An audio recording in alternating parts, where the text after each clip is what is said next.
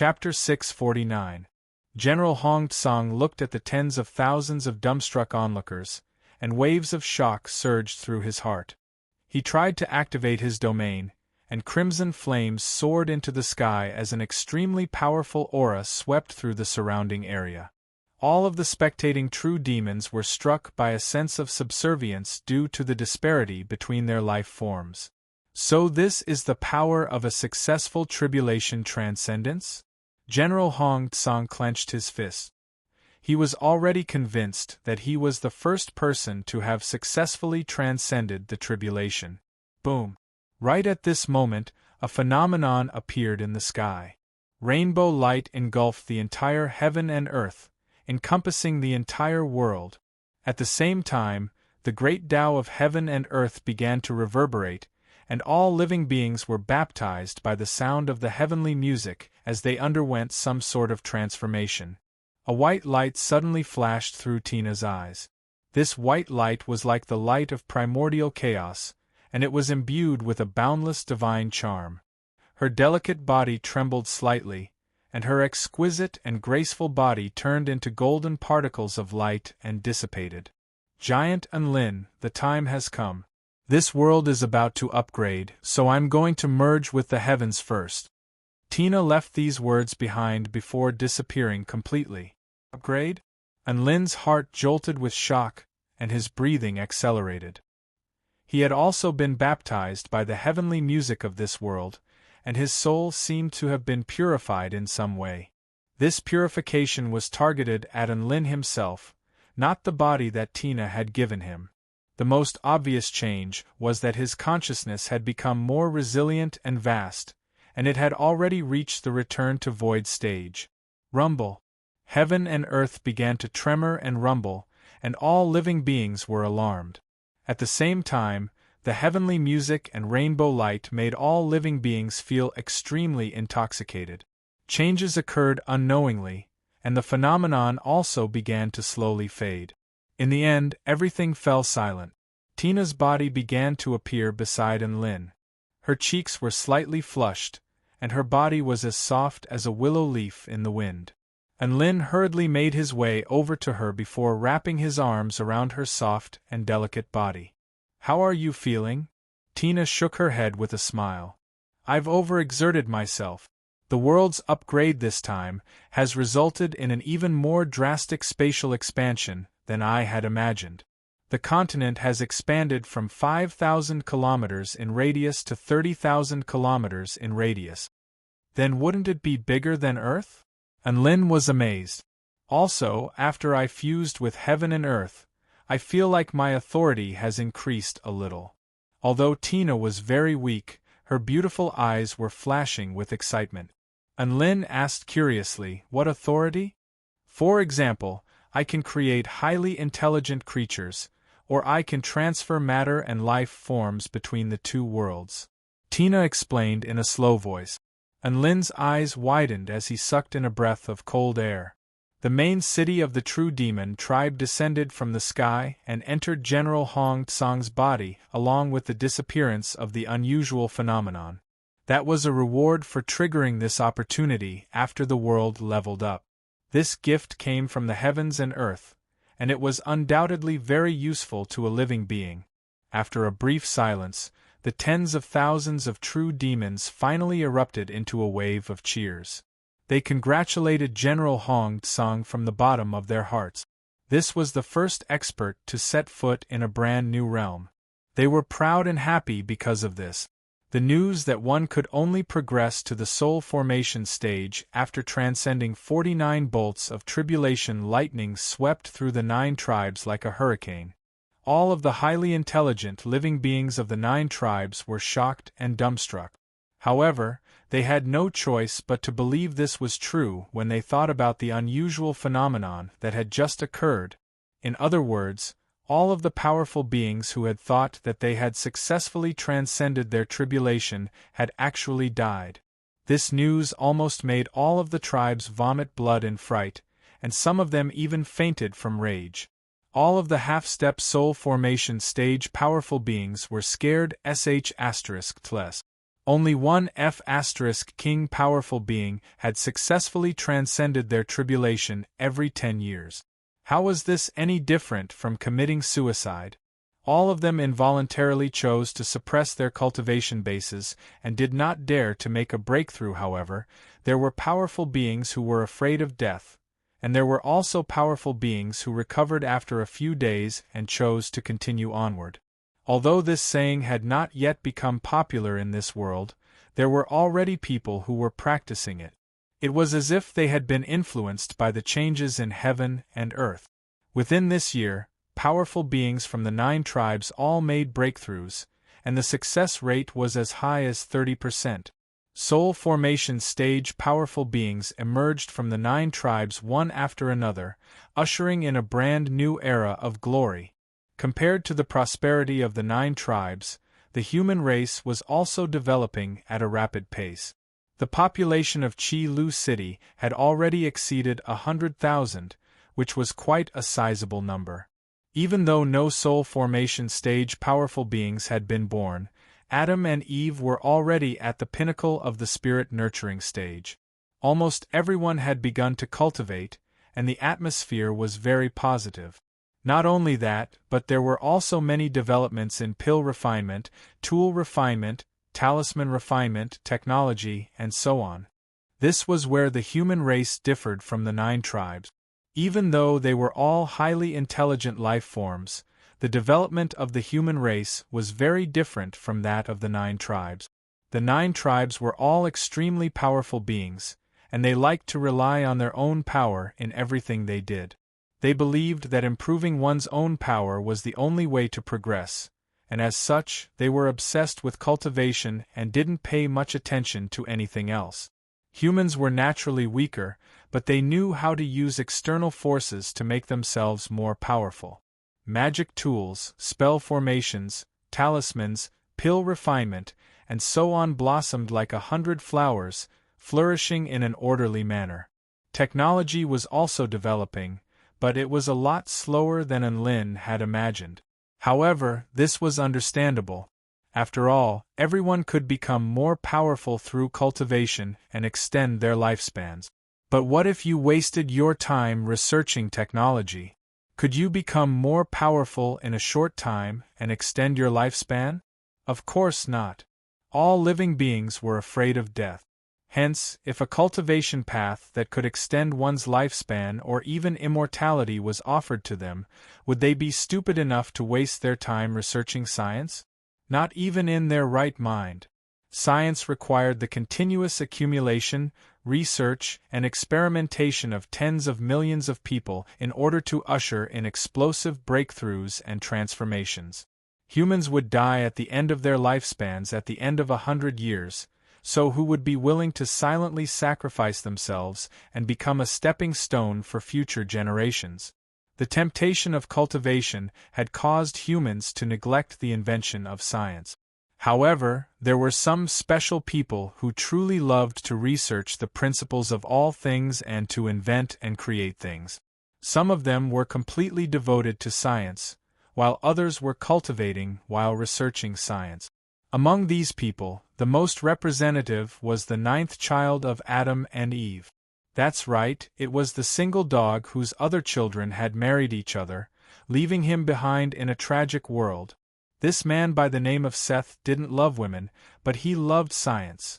He was going to become a scientist. Perhaps it was because he was the child of Adam and Eve, so his lifespan was exceptionally long. Even after so many years, he still looked like he was in his 20s. However, his face was now covered in stubble, and he had seen through the vicissitudes of life, giving him the demeanor of a scientist. As the chief scientist of Chi Lu City, Seth had already mastered the original scientific research of Chi Lu City. One invention after another was created by them, including all types of looms, printing presses, gunpowder, metallurgy, chemical engineering. In recent years, they had even led the scientific team to create steam locomotives, steam ships, and other inventions, thereby breaking through the original technological level of Chi Lu City and ushering the human race into the age of steam. And Lin couldn't help but be filled with anticipation at the sight of the human race becoming more and more prosperous. Just how far could the humans of this world advance in technology? Chapter 650. After a long period of time acceleration and leveling up in this world, it was finally time for Tina to rest. She held onto Lin's hand and instantly teleported into the dragon palace of the dragon tribe. No dragon tribe cultivators could see the two of them, and Tina strolled toward the treasure vault of the dragon palace. The two of them passed through the door of the treasure vault and entered the treasure vault. Wow! So beautiful! Tina couldn't help but exclaim as she looked at the dazzling array of treasures before her. As expected of the dragon tribe, they really don't disappoint me. Lin nodded in approval. The two of them walked around the treasure vault. Lin didn't have a storage ring, so he only had a beautiful rainbow luminous pearl in his hand. Meanwhile, Tina had a few spirit medicines with extremely rich life force energy in her arms. Tina was omnipotent in this world, but after returning to the other world, she still had to slowly develop. At times like this, spirit medicines were extremely beneficial to her. That's right, Tina was trying to use her new authority to exchange items between the two worlds. If she could succeed, then it would mean that the world within her body was connected to the Tai Chu continent. This was a true mirror world. Are you ready? Tina asked in a gentle voice as she handed the items to Lin. Lin nodded with a solemn expression as he held the rainbow luminous pearl and spirit medicines in his arms. Tina pointed a finger toward Lin's glabella. Lin's vision darkened as his consciousness blurred again. In the next instant, he found himself meditating on the city wall. Oil flames were burning along the wall like a long flaming dragon, extending all the way to the end. The bright moon hung high in the sky, and the night sky was filled with stars. Lin faltered slightly as he looked down at his hands. Neither the rainbow luminous pearl nor the spirit medicines were in his hands. Did I fail? He turned to look at the fairy in his arms. Tina opened her eyes, and her emerald eyes reflected the starry night sky, making them appear especially clear and transparent. But all of a sudden, a white fragment that looked both real and illusory appeared in her eyes. Yin and yang rotated, reality and illusion alternated, chaos and origin fused, and a terrifying fluctuation spread out. A white ball of light appeared in front of Lin before shattering. A pearl glowing with colorful fluorescence and several spiritual herbs with strong aura appeared in Lin's hand. This is a success. Lin was trembling with excitement. He knew very well what this meant. This meant that he would be in possession of a world's treasures. The white fragments in Tina's eyes disappeared, and her body slumped into Lin's arms again. Little Na, what's wrong? Are you all right? Lin was given quite a fright as he carefully shook Tina. A pleasant and velvety voice sounded, "Oh, Giant Lin, I forgot that your body isn't your true body yet, so I can only teleport matter between the two worlds. I'm so tired." Tina supported herself on Lin's chest with difficulty as she turned her head to look at the spirit medicines and the beautiful night-luminescent pearls with a smile on her face. "Thank God, even though it took some effort, I still succeeded," she said in a gentle voice. "I'm going to rest for a bit. Don't wake me up." Lin nodded vigorously. "Go to sleep. I'll take care of everything here." Tina had already fallen asleep on Lin's body even before Lin had said anything. At this moment, Xiao Chou, Dabai, and Su Xiaolan had already rushed over to Lin's side with curiosity on their faces. How many days have passed?" In the divine mirror world, Lin would completely lose his sense of time whenever Tina used time acceleration. Hence, he had to check the time every time he came out. "Big brotherin', you slept for 3 whole days, woof!" A sly smile suddenly appeared on Dabai's face as he looked at Lin. "Hence, we've been cooking hot pot with your frying pan for the past 3 days. Woof!" Lin's face convulsed slightly. He seemed to recall that he had instructed Dabai to steam 100 steamers of stuffed buns a day that Dabai ignored. That had to be the case. However, Su Xiaolan was also here, so he could understand if she was also eating hot pot. Did anything happen during the past 3 days? Anlin asked. No, we didn't do anything on the city wall. We just stood there for 3 days, Xiao Chou replied with a pained expression. We were also banned from all recreational activities by our homeroom teacher. Su Xiaolan pursed her lips with a hint of displeasure and resignation in her eyes. Haha, you've been idling for 3 days? Anlin suddenly felt like he had made a wise decision by entering that world. At the very least, he had broadened his horizons and attained many insight. Most importantly, Tina had obtained a new level of authority. She had the authority to open up a new world. She was about to create limitless possibilities in the divine mirror world. Oh, that's right, Xiaolan, this rainbow luminous pearl is for you. I found it at the bottom of the ocean in that world. Anlin handed the rainbow luminous pearl to Su Xiaolan. A rare blush appeared on Su Xiaolan's face as she accepted the luminous pearl. Thank you, she said in a voice as gentle as an oriole's. I didn't think you would remember to pick out a present for me even in that world. Wait. She suddenly realized something, and she stared at Anlin with incredulity etched on her face. This bead is from that world? Xiao Chou and Dabai were also very excited. They had also realized what this entailed. Big Brotherin, when are you going to take me to the divine mirror world to flex? Woof. Dabai wagged his snowy white tail with excitement in his eyes. Can it transfer lives? The clown's eyes were burning with excitement. It was obvious that he could not hold back his excitement. Theoretically, yes, but let's wait for little Na to recover first, Anlin replied in a gentle voice as he looked at the little fairy who had fallen into a deep slumber in his arms. He didn't want the little fairy to toil day and night. At the very least, he had to recover his energy first before attempting to transport life forms into the divine mirror world. His instincts told him that the transfer of life forms would be extremely taxing on his energy. 50 kilometers away from Huangquan City, a man in a red robe made his way toward them from afar. His long golden hair danced in the wind like golden waves, and his crimson eyes were as gentle as water. There was no hint of violence in his expression. Instead, he appeared like a graceful and handsome young master. It really is here. Is it the primordial dragon tribe? That's quite an unexpected opponent. I didn't think that a being of this caliber would willingly submit to the celestial court. However, it's understandable why the Dark Poison Lord fell. The man's gaze pierced through space, and he looked toward the city in the distance without any fear. Instead, he licked his lips as he continued, the blood of the primordial dragon tribe must be very delicious. It'll take the most powerful beings of the celestial court at least 10 minutes to get here, so there's more than enough time. I'm going to King slay this dragon and suck its blood dry to avenge my fallen subordinates. Chapter 651. Within Huangquan City, Xiao Zhe suddenly opened his eyes, and his inky black pupils turned golden as boundless dragon might swept forth in all directions like raging waves. Everyone was given a fright by his sudden eruption of power, and they were just about to ask why when Xiao Zhe spoke first.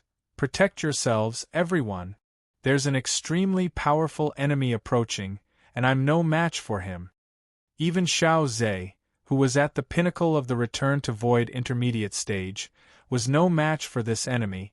So just how terrifying was this enemy? Call for reinforcements.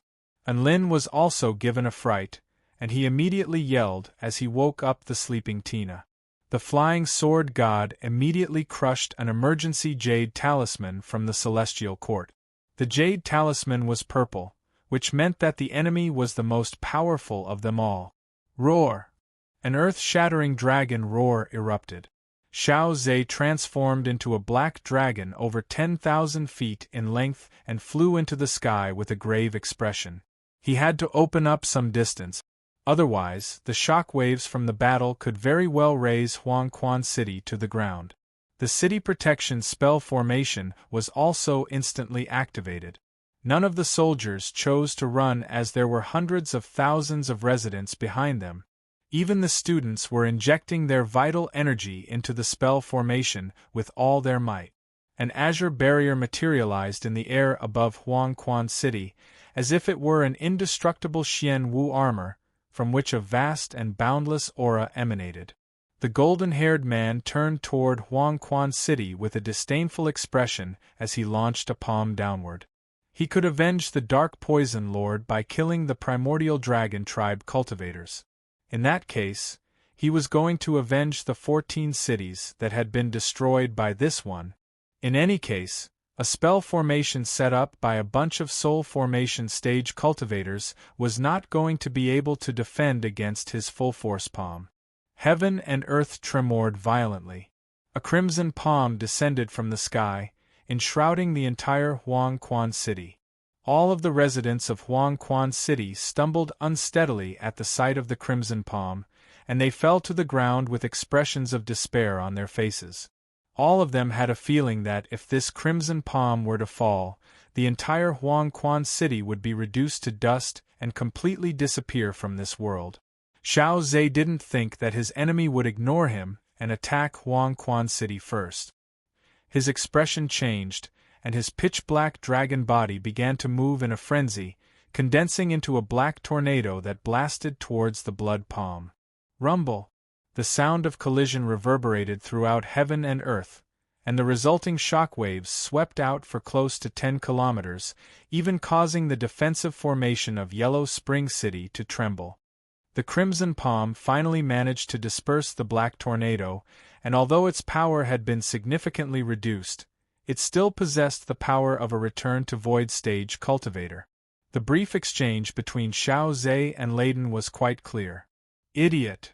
Layden also instantly appeared in front of Xiaoze at this moment.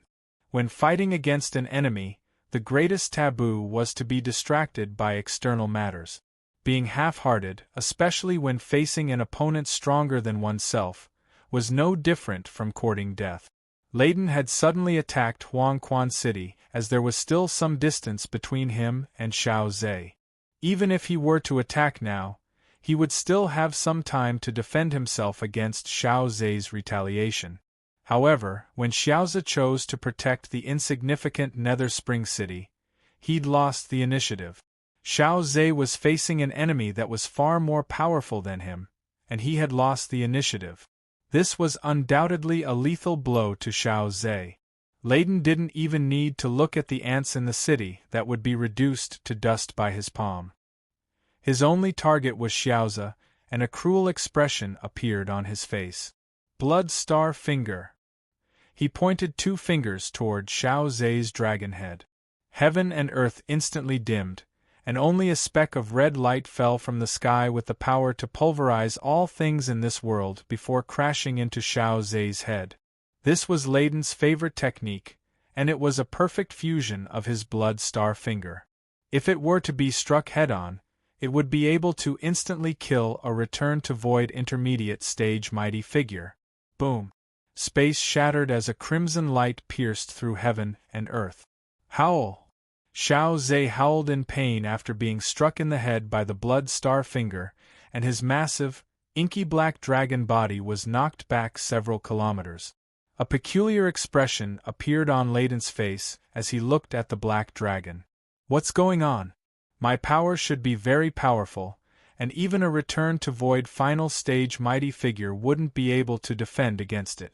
How is he unscathed? Layden unconsciously turned toward another direction, and his expression faltered slightly at the sight of the azure barrier that was still protecting Huangquan City.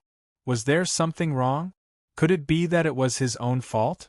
Even a spell formation maintained by a soul formation stage mighty figure and a bunch of trash was able to defend against his crimson palm? Even though his attack had been weakened by the black dragon, it was still comparable to a return-to-void stage mighty figure, so there was no way that the people down below would be able to defend against it. Howl! Right at this moment, Xiao Zhe let loose a dragon's roar, summoning a bolt of divine lightning. A bolt of black lightning over 100 feet in diameter, imbued with the power to annihilate all things, crashed toward Layden's head, leaving a series of inky black spatial rifts in its wake. Layden thrust a palm toward the bolt of lightning, and a single palm strike was more than enough to defend against a full-force attack from a mighty figure at the pinnacle of the Return to Void intermediate stage. However, right at this moment, the terrifying aura of lightning suddenly soared explosively to the Return to Void final stage. A golden line suddenly appeared at the center of the inky black lightning, giving it a sense of devastating beauty.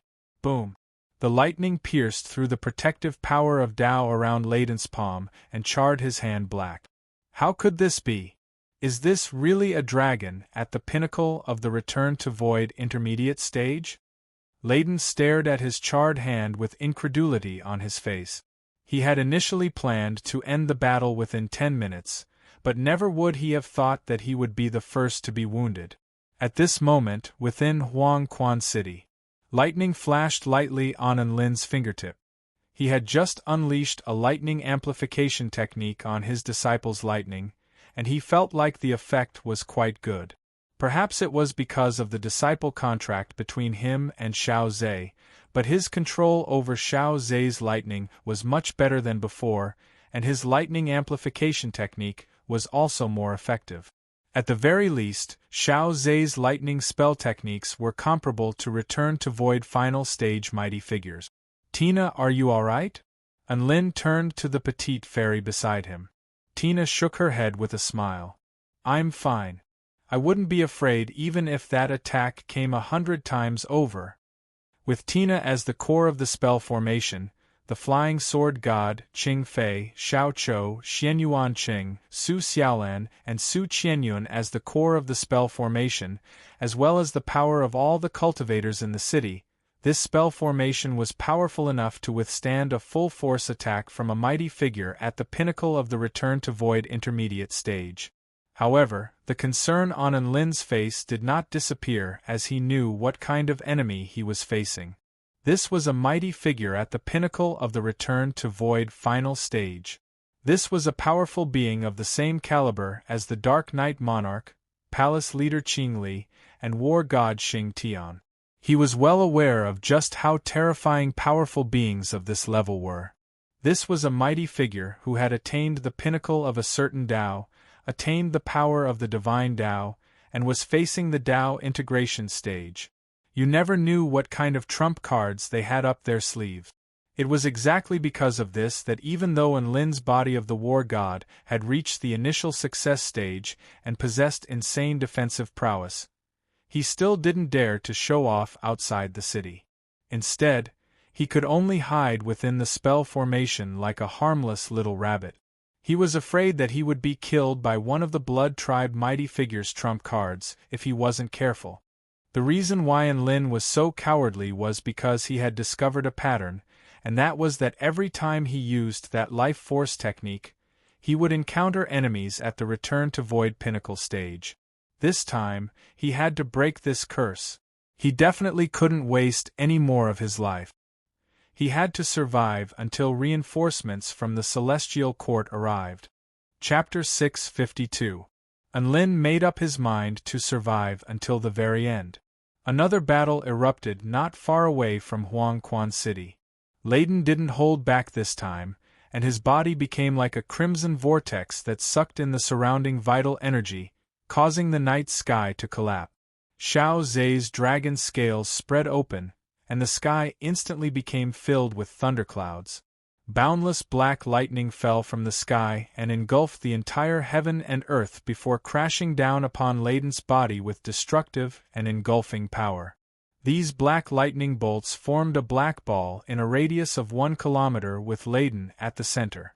The ball continued to contract, and the might of the lightning crashing down upon Layden became more and more fearsome. Countless crimson stars shimmered from Layden's palms, which transformed into a series of afterimages that vanquished the oncoming black lightning. He had already unleashed his Blood Star Divine ability, which possessed the power to shatter all techniques and shatter stars.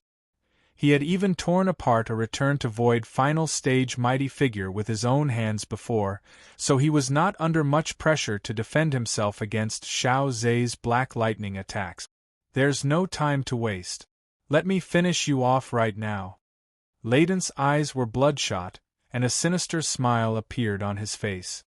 His hands, which were as dazzling as thousands of red stars, fiercely thrust towards the black lightning ball.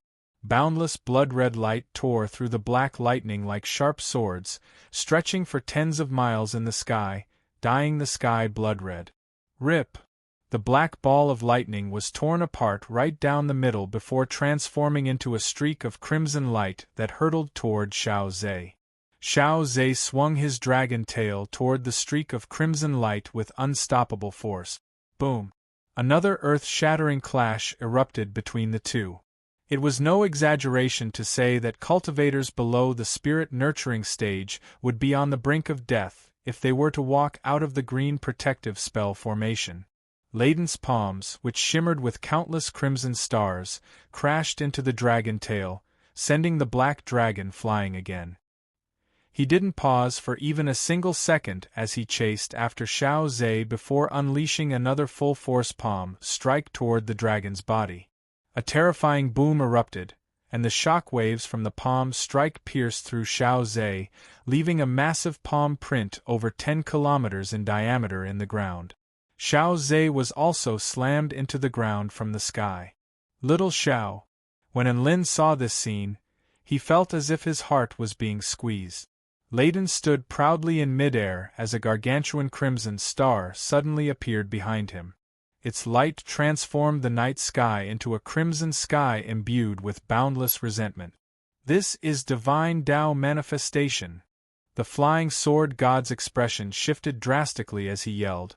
Even mighty figures at the return to void pinnacle stage would have to pay a heavy price to unleash such power. The power it releases can really destroy heaven and earth. We have to use all our strength to stabilize the formation.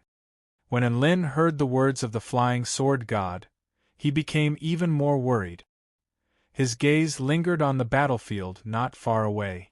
Leiden put his hands together, and a red ball appeared before him, which seemed to be imbued with the power of an entire star.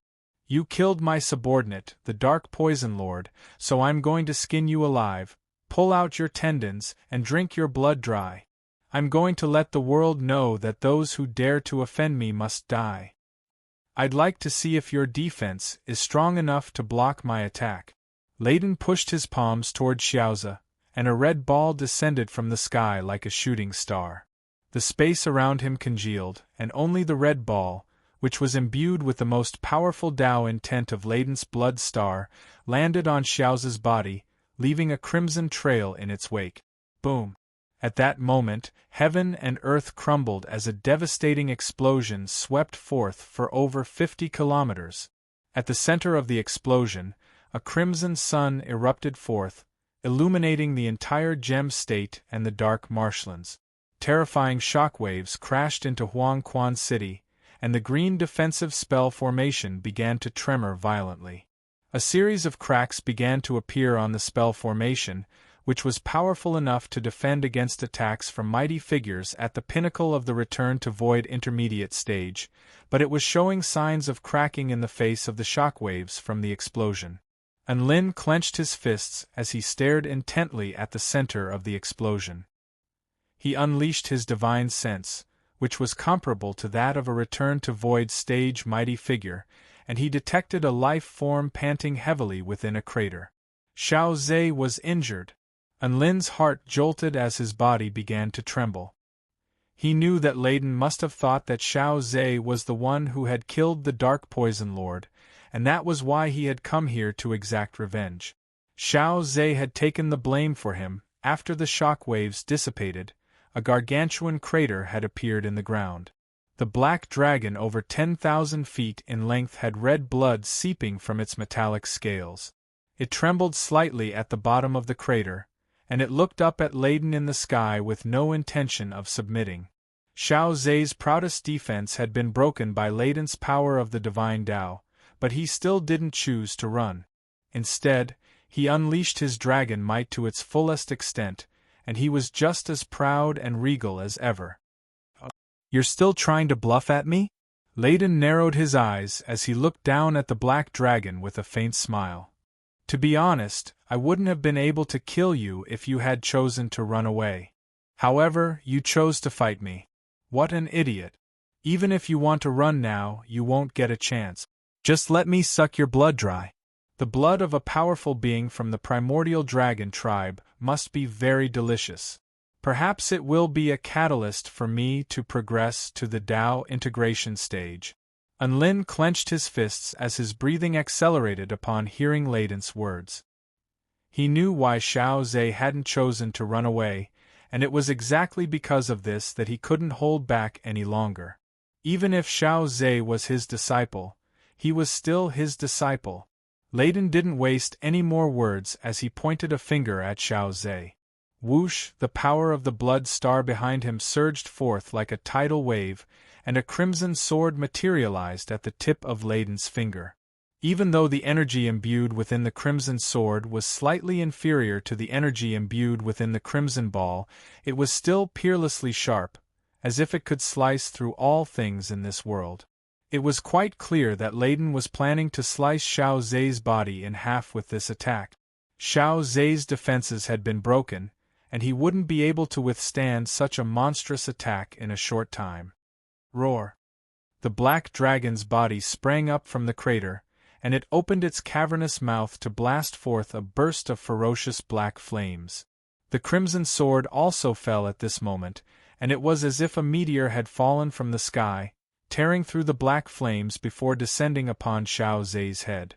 A sense of impending doom engulfed Xiao Zhe's entire body as he stared at the blade of the crimson sword. He turned toward Huangquan City out of the corner of his eyes. All of his family and friends had left him, but there was still one person in Huangquan City who was worthy of his concern.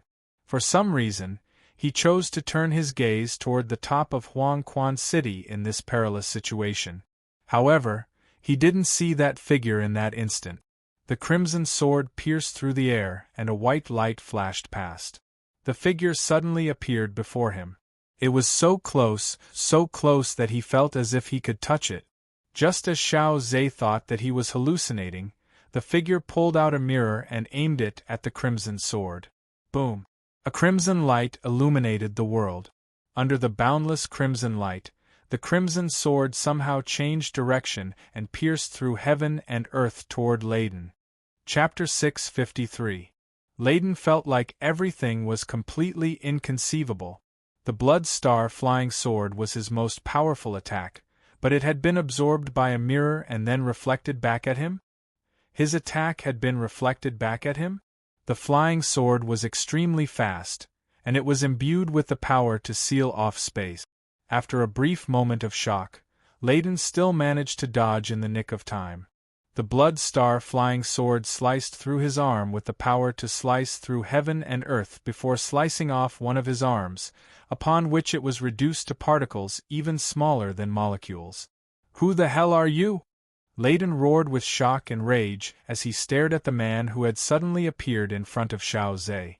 This man was none other than Enlin, who had instructed Tina to teleport him to Xiao Zhe using her spatial skipping technique. "Who am I?" A faint smile appeared on Enlin's face as he looked up at the blood tribe mighty figure in the sky with a disdainful expression. "I am your daddy." Everyone instantly fell silent. Xiao Zhe's mouth gaped open, the flying sword god's face convulsed, and all of the students and soldiers on the city wall drew a sharp intake of breath. There was only one thought in their minds. What a bad *SS to speak to an enemy at the Return to Void Pinnacle stage like this. Layden burst into laughter from rage. A mere soul formation stage cultivator dares to challenge me just because he has some kind of powerful treasure? Very well. I'll make you experience something even more terrifying than death. I'll extract your soul and torture it for 100,000 years. Xiao Zhe also came to his senses at this moment. "Master, what are you doing here? It's dangerous. My defensive prowess is extremely powerful, so I'll just hold on until reinforcements from the Celestial Court arrive. Hurry up and go back. He wasn't an idiot. After following Enlin for so long, he knew that Enlin's true cultivation base was only at the soul formation stage. Xiao Zhe didn't know how his master, who had once stood at the pinnacle of all stars, had become like this. However, he knew that he couldn't let his master take any risks in his current state. Go back. Enlin shook his head with a faint smile. I'm not going back. I'm your master. How can I just stand by and watch as my disciple gets beaten up? Xiao Zhe's expression faltered, and tears welled up in his eyes as he looked at Enlin. He looked at the figure in white standing in front of him and felt that he was becoming taller and taller. The sense of security of being protected by an elder surged into his heart. It was an indescribable warmth. Even the students and soldiers on Netherworld City were in awe. They were all moved by this scene of deep love between a master and his disciple. Hey, when you're acting tough, can you put me away first?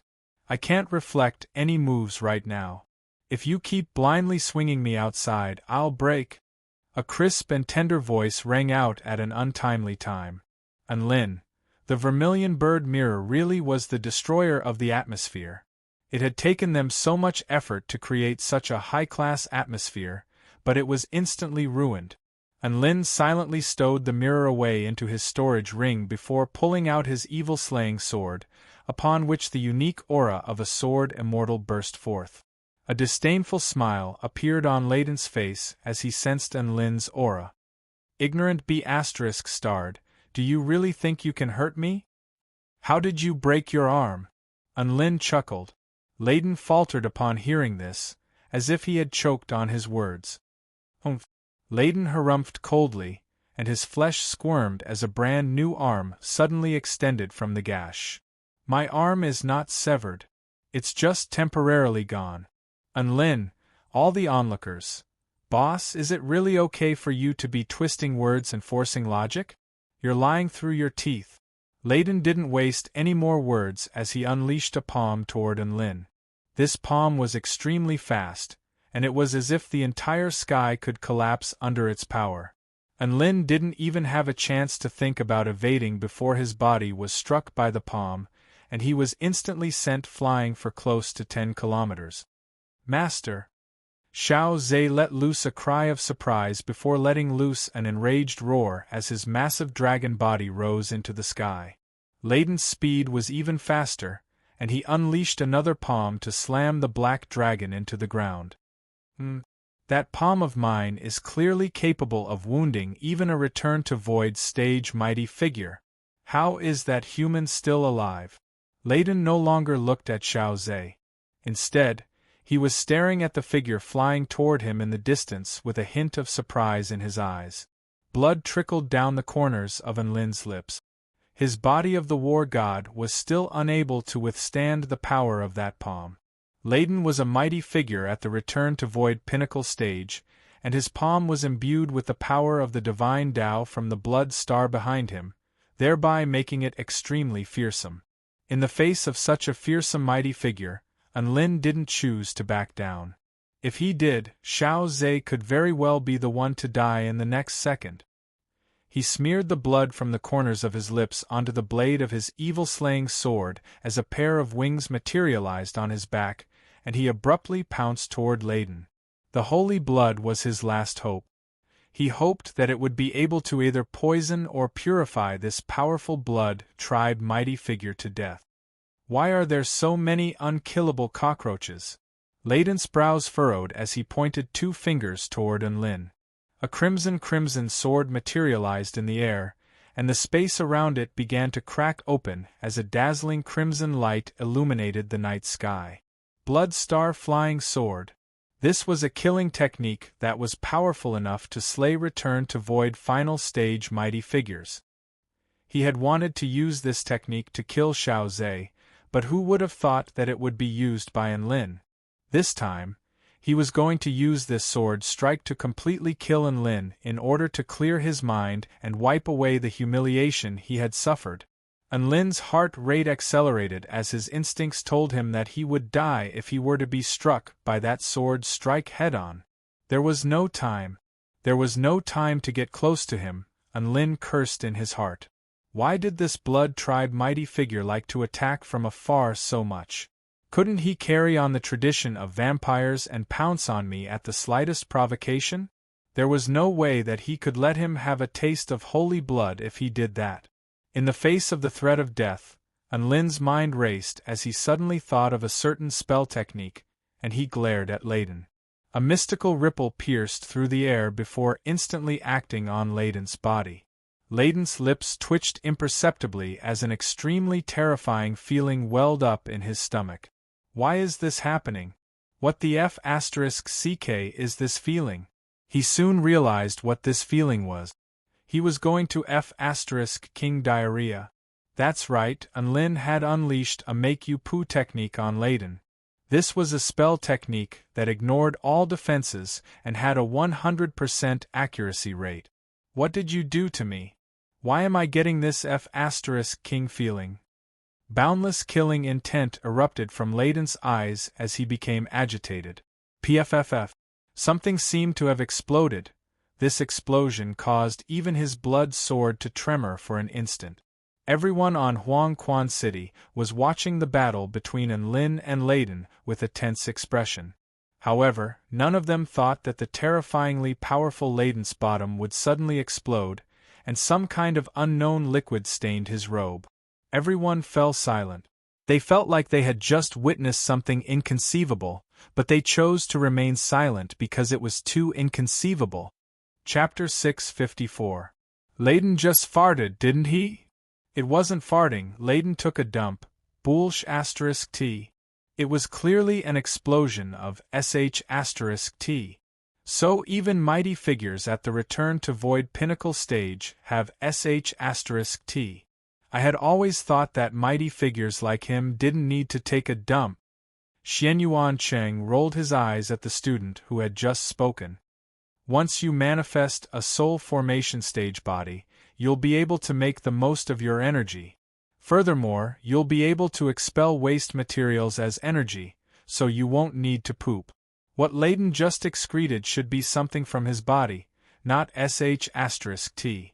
The flying sword god wore an expression of admiration on his face. To be able to make a mighty figure of this cultivation base instantly experience physiological discomfort, classmate Unlin really is a freakishly talented being.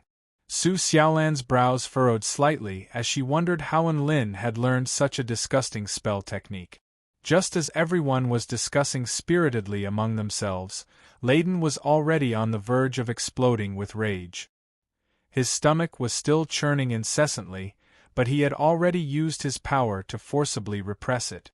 The humiliation he was feeling right now was far greater than the pain he was feeling. Anyone would feel like they were going to have a mental breakdown if they were to suddenly explode in front of tens of thousands of spectators. He had already made up his mind. Everyone who had seen him explode had to die. Not a single one of them would be spared. You must die. Layden spat through gritted teeth as the blood star sword before him tremored slightly before instantly flying toward Unlin. Unlin's storage ring also flashed in that instant, and a black brick suddenly appeared before him. A crimson light tore through the entire night sky, parting the inky black night sky in half. This was a sword light that could shatter space and annihilate all things between heaven and earth. Even a Return to Void stage mighty figure would be slain by this sword strike. At this moment, everyone turned their eyes toward the end of the streak of crimson light, and even their breathing slowed significantly in fear that they would see something unacceptable. Unlin was very powerful in their hearts, but he definitely wasn't invincible. He could be injured, and no one could guarantee that he would be able to survive in the face of such a powerful enemy. However, when everyone saw the pitch-black brick appear in their field of vision without a single crack, some people couldn't help but cheer. Su Xiaolan, Xianyuan Cheng, and the others heaved a sigh of relief. They knew how hard the black brick was. Sure enough, Unlin's head poked out from the black brick as he chuckled at Layden. That smile was extremely humiliating to Layden. He was a mighty being at the Return to Void Pinnacle stage, yet he was being thwarted repeatedly by a soul formation stage cultivator. How was he supposed to calm down? This was a massive humiliation. I will definitely kill you. His eyes looked as if they were about to spit fire. Right at this moment, Layden thought back to the agony of the passing of his beloved. He thought back to how he had been bullied by a powerful being when he was a child. He thought back to how his mother had been devoured by a giant dragon. He thought back to the grief of seeing autumn leaves fall to the ground.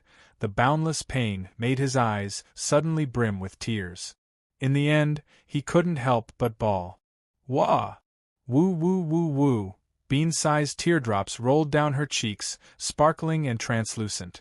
Heaven and earth instantly fell silent, with only Layden's sobs reverberating through the air. All of the students and soldiers of Huang Quan City were dumbstruck upon seeing this. Is Layden crying? Even though it's a little humiliating to have one of his arms crippled by Godin, and he couldn't even hurt Godin, there's no reason for him to be crying like this. Where's his pride as a Blood Tribe super-powerful being? Now that you mention it, I feel like Layden really is quite pitiful. Shocking. A mighty figure at the Return to Void Pinnacle stage of the Blood Tribe was reduced to tears by Enlin. What kind of story is hidden behind all of this? Do you guys think classmate Enlin is going to beat him to tears? Does that mean he's going to run away? All of the students were discussing spiritedly among themselves. Most of them felt like Enlin had already secured the upper hand. However, only Enlin knew that he was at his wit's end. He had already unleashed all of the spell techniques that could interfere with Layden's movements. Come on. Would those spell techniques be enough against a mighty figure at the Return to Void Pinnacle stage? Just like how all of the other soul formation stage mighty figures had attacked Enlin, they wouldn't even be able to withstand a single slap from him. The Divine Plunder technique still had some use, but it had a certain distance requirement. The target had to be within 100 meters of the spell technique in order to successfully unleash it. As for the current Enlin, he probably wouldn't even be able to get within a kilometer of Layden. Layden had already repressed his tears through extraordinary willpower, and he was just about to unleash another attack on Enlin. How? Xiao Zhe regrouped and pounced toward Layden again. F***ck off. Layden roared with rage as he unleashed a palm toward Xiao Zhe with all of his might. A massive crimson palm enshrouded the entire sky, and Xiao Zhe was once again smashed into the ground. Enlin's heart was burning with anxiety upon seeing this. He didn't want to defeat Layden. Instead, he wanted to stall for time until the Celestial Court arrived. However, 10 minutes had already passed, and reinforcements from the Celestial Court still hadn't arrived. He was starting to grumble internally. Layden hated Xiao Zhe the most, as Xiao Zhe had killed one of his subordinate. But now, a soul formation stage cultivator had dared to humiliate him over and over again, and he had even succeeded. Layden had always been a proud man who didn't like to be taken advantage of, so he immediately placed Enlin on his list of targets. Layden made a grabbing motion toward Enlin, and the space within a radius of 5 kilometers instantly congealed. Even the molecules in the air had stopped moving. He stepped forward, and his body transformed into a streak of crimson light as he pounced toward Enlin. Enlin's body was immobilized by an extremely fearsome spatial seal, and the realm-piercing nail in his sleeve began to glow with a dazzling red light in an attempt to break through the spatial seal. However, the realm-piercing nail was unable to break through the spatial seal this time. This was the first time Enlin had encountered something like this, and his heart sank. Layden's power had far exceeded his expectations, and there was nothing he could do now. Enlin looked at the approaching streak of crimson light and felt like he was done for. Even the spectators on the city wall couldn't help but clench their fists as they prayed and prayed in their hearts. "Don't you dare hurt a member of the Celestial Court!" At this moment, a thunderous roar erupted. Reinforcements from the Celestial Court had finally arrived. And Lin, Xiao Zhe, and everyone else on Huangquan City were ecstatic as they turned toward the source of the voice with anticipation on their faces. A handsome man with skin as fair as jade and pink rouge on his lips transformed into a streak of white light as he flew toward Layden with a boundless aura. F***ck off. Layden, who was flying toward Lin, thrust a palm toward the streak of white light with an extremely impatient expression. The crimson palm tore through the air with terrifying power before crashing into the streak of white light. Boom! A resounding boom erupted. The streak of white light was sent flying as his blood-curdling cries reverberated throughout heaven and earth. Lin, everyone on the city wall.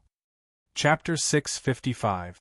Everyone fell silent as they stared at the white figure that had been sent flying by Layden's palm. The savior of the celestial court had finally arrived, only for him to be sent flying with a single palm. What kind of experience was that? Lin threw up a mouthful of blood as tens of thousands of alpacas stampeded over his heart. Are you a **king clown sent by the celestial court? I risked my life to wait for reinforcements, but they're nothing more than trash. Die. Layden didn't waste any more time as he pounced toward Lin again. Countless crimson stars flashed past his claws, and one of his claws reached toward the chaotic alloy brick, while the other reached toward Lin. Don't even think about hurting a member of the celestial court, another loud roar sounded from afar. This time, the intruder was a black-robed man with a cold expression and a vast aura. He swung the golden bracelet in his hands toward Layden, and it continued to expand as boundless golden inscriptions imbued within it transformed into an extremely powerful sealing power that enshrouded Layden. Layden's body faltered momentarily under the sealing power, and Lin took this opportunity to continue fleeing into the distance. You're courting death. Layden flared up with rage as he slashed his claws toward the black-robed man. Crimson and bloodthirsty blade projections pierced through the air, instantly shattering the golden bracelet's sealing power before sweeping toward the black-robed man with the power of death and destruction, twisting and warping the space in its wake. The black-robed man's expression shifted drastically as he immediately activated the golden bracelet to protect himself. Boom! The golden sealing power clashed with the crimson blade projections, causing heaven and earth to tremble violently. In the end, the golden bracelet was unable to hold on any longer, and it was sent flying. The black-robed man was severely wounded, and he threw up blood as he stumbled back in retreat. He was no match for Layden. Humph! You're just a bunch of Celestial Court Executive Department employees. How dare you interfere in this matter? You can all stay here. Crimson stars appeared behind Layden again as a terrifying power of the divine Tao enshrouded heaven and earth. Is that so? Then you can stay here as well. At the very top of the sky, an indistinct and boundless voice resounded, and it contained boundless dignity. Layden's expression shifted drastically, and he couldn't even be bothered to say anything as he tore open a spatial rift to escape. How dare you hurt the people of my celestial court? You'd better stay here. As soon as the voice faded, the space within 1,000 miles was sealed like an iron plate. Layden's body faltered slightly as if it had been severely restricted. A man wearing a yellow and white Taoist robe appeared in the sky. He had a golden crown on his head, and his eyes contained the boundless might of the heavens. As soon as he appeared, the heavens and earth rumbled, and all living beings prostrated. Lin was overjoyed when he saw who it was. This was the savior of the celestial court. He'd read about that man in books, so he knew how terrifying he was. That man was one of the 5 emperors of the celestial court, the heavenly emperor of supreme polarity of the West. Heavenly Emperor Tian Huang ruled over all living beings and wielded the Pantheon painting. He was also known as the Weapon Ancestor and the Lightning Ancestor. He was known as the Emperor of the Celestial Court for killing. Layden was clearly aware of the man's identity, and that was why he was trying to escape with all his might. Heavenly Emperor Tian Huang, I'm only here to avenge my subordinate, the Dark Poison Lord. Seeing as you've intervened, I've cleared my debt with that dragon tribe cultivator, and I'll leave right away." Layden immediately offered to concede. However, Heavenly Emperor Tian Huang couldn't even be bothered to say anything as he pointed a finger toward Layden. Boom! In that instant, boundless lightning erupted from his finger, shattering all things in this world before landing directly on Layden's body. This bolt of lightning was thousands of times more fearsome than any lightning Lin had ever seen. It was so powerful that one couldn't even muster up the will to resist it. The only thing they could do was tremble in the face of the terrifying lightning. The lightning tore through Layden's blood star with unstoppable force. Ah! Layden didn't even have a chance to evade, and he let loose a wail of anguish before his body was reduced to a cloud of blood mist. Gasp! Countless people drew a sharp intake of breath. That extremely powerful blood tribe mighty figure at the Return to Void Pinnacle stage had been killed just like that? A faint smile appeared on Emperor Tian Huang's face as he turned toward the extreme distance of the dark marshlands. "You have a life-saving, immortal tool like that? Interesting, let's see how many times you can revive yourself." His body transformed into a bolt of lightning as he spoke, and he instantly disappeared into thin air. Everyone knew that Layden was escaping with some kind of life-saving immortal tool after hearing Emperor Tian Huang's words, and Emperor Tian Huang had given chase. "We're finally saved, ha ha ha. We survived." Many students and soldiers collapsed to the ground on the city wall of Huangquan City, and some of them were cheering while others were sighing with emotion, as if they had just survived a calamity. However, no one noticed that a certain green mosquito was silently fleeing into the distance. Injecting energy into the city's defensive spell formation was extremely taxing for them. Now that the threat from the outside had been eliminated, they could no longer hold on and collapsed onto the city wall. A smile appeared on Tina's pale features at the sight of Lin and Xiao Zhe, and she stopped her spell technique as her body plummeted from the sky. A pair of warm hands caught her petite body, and she was greeted by the sight of a flawless face.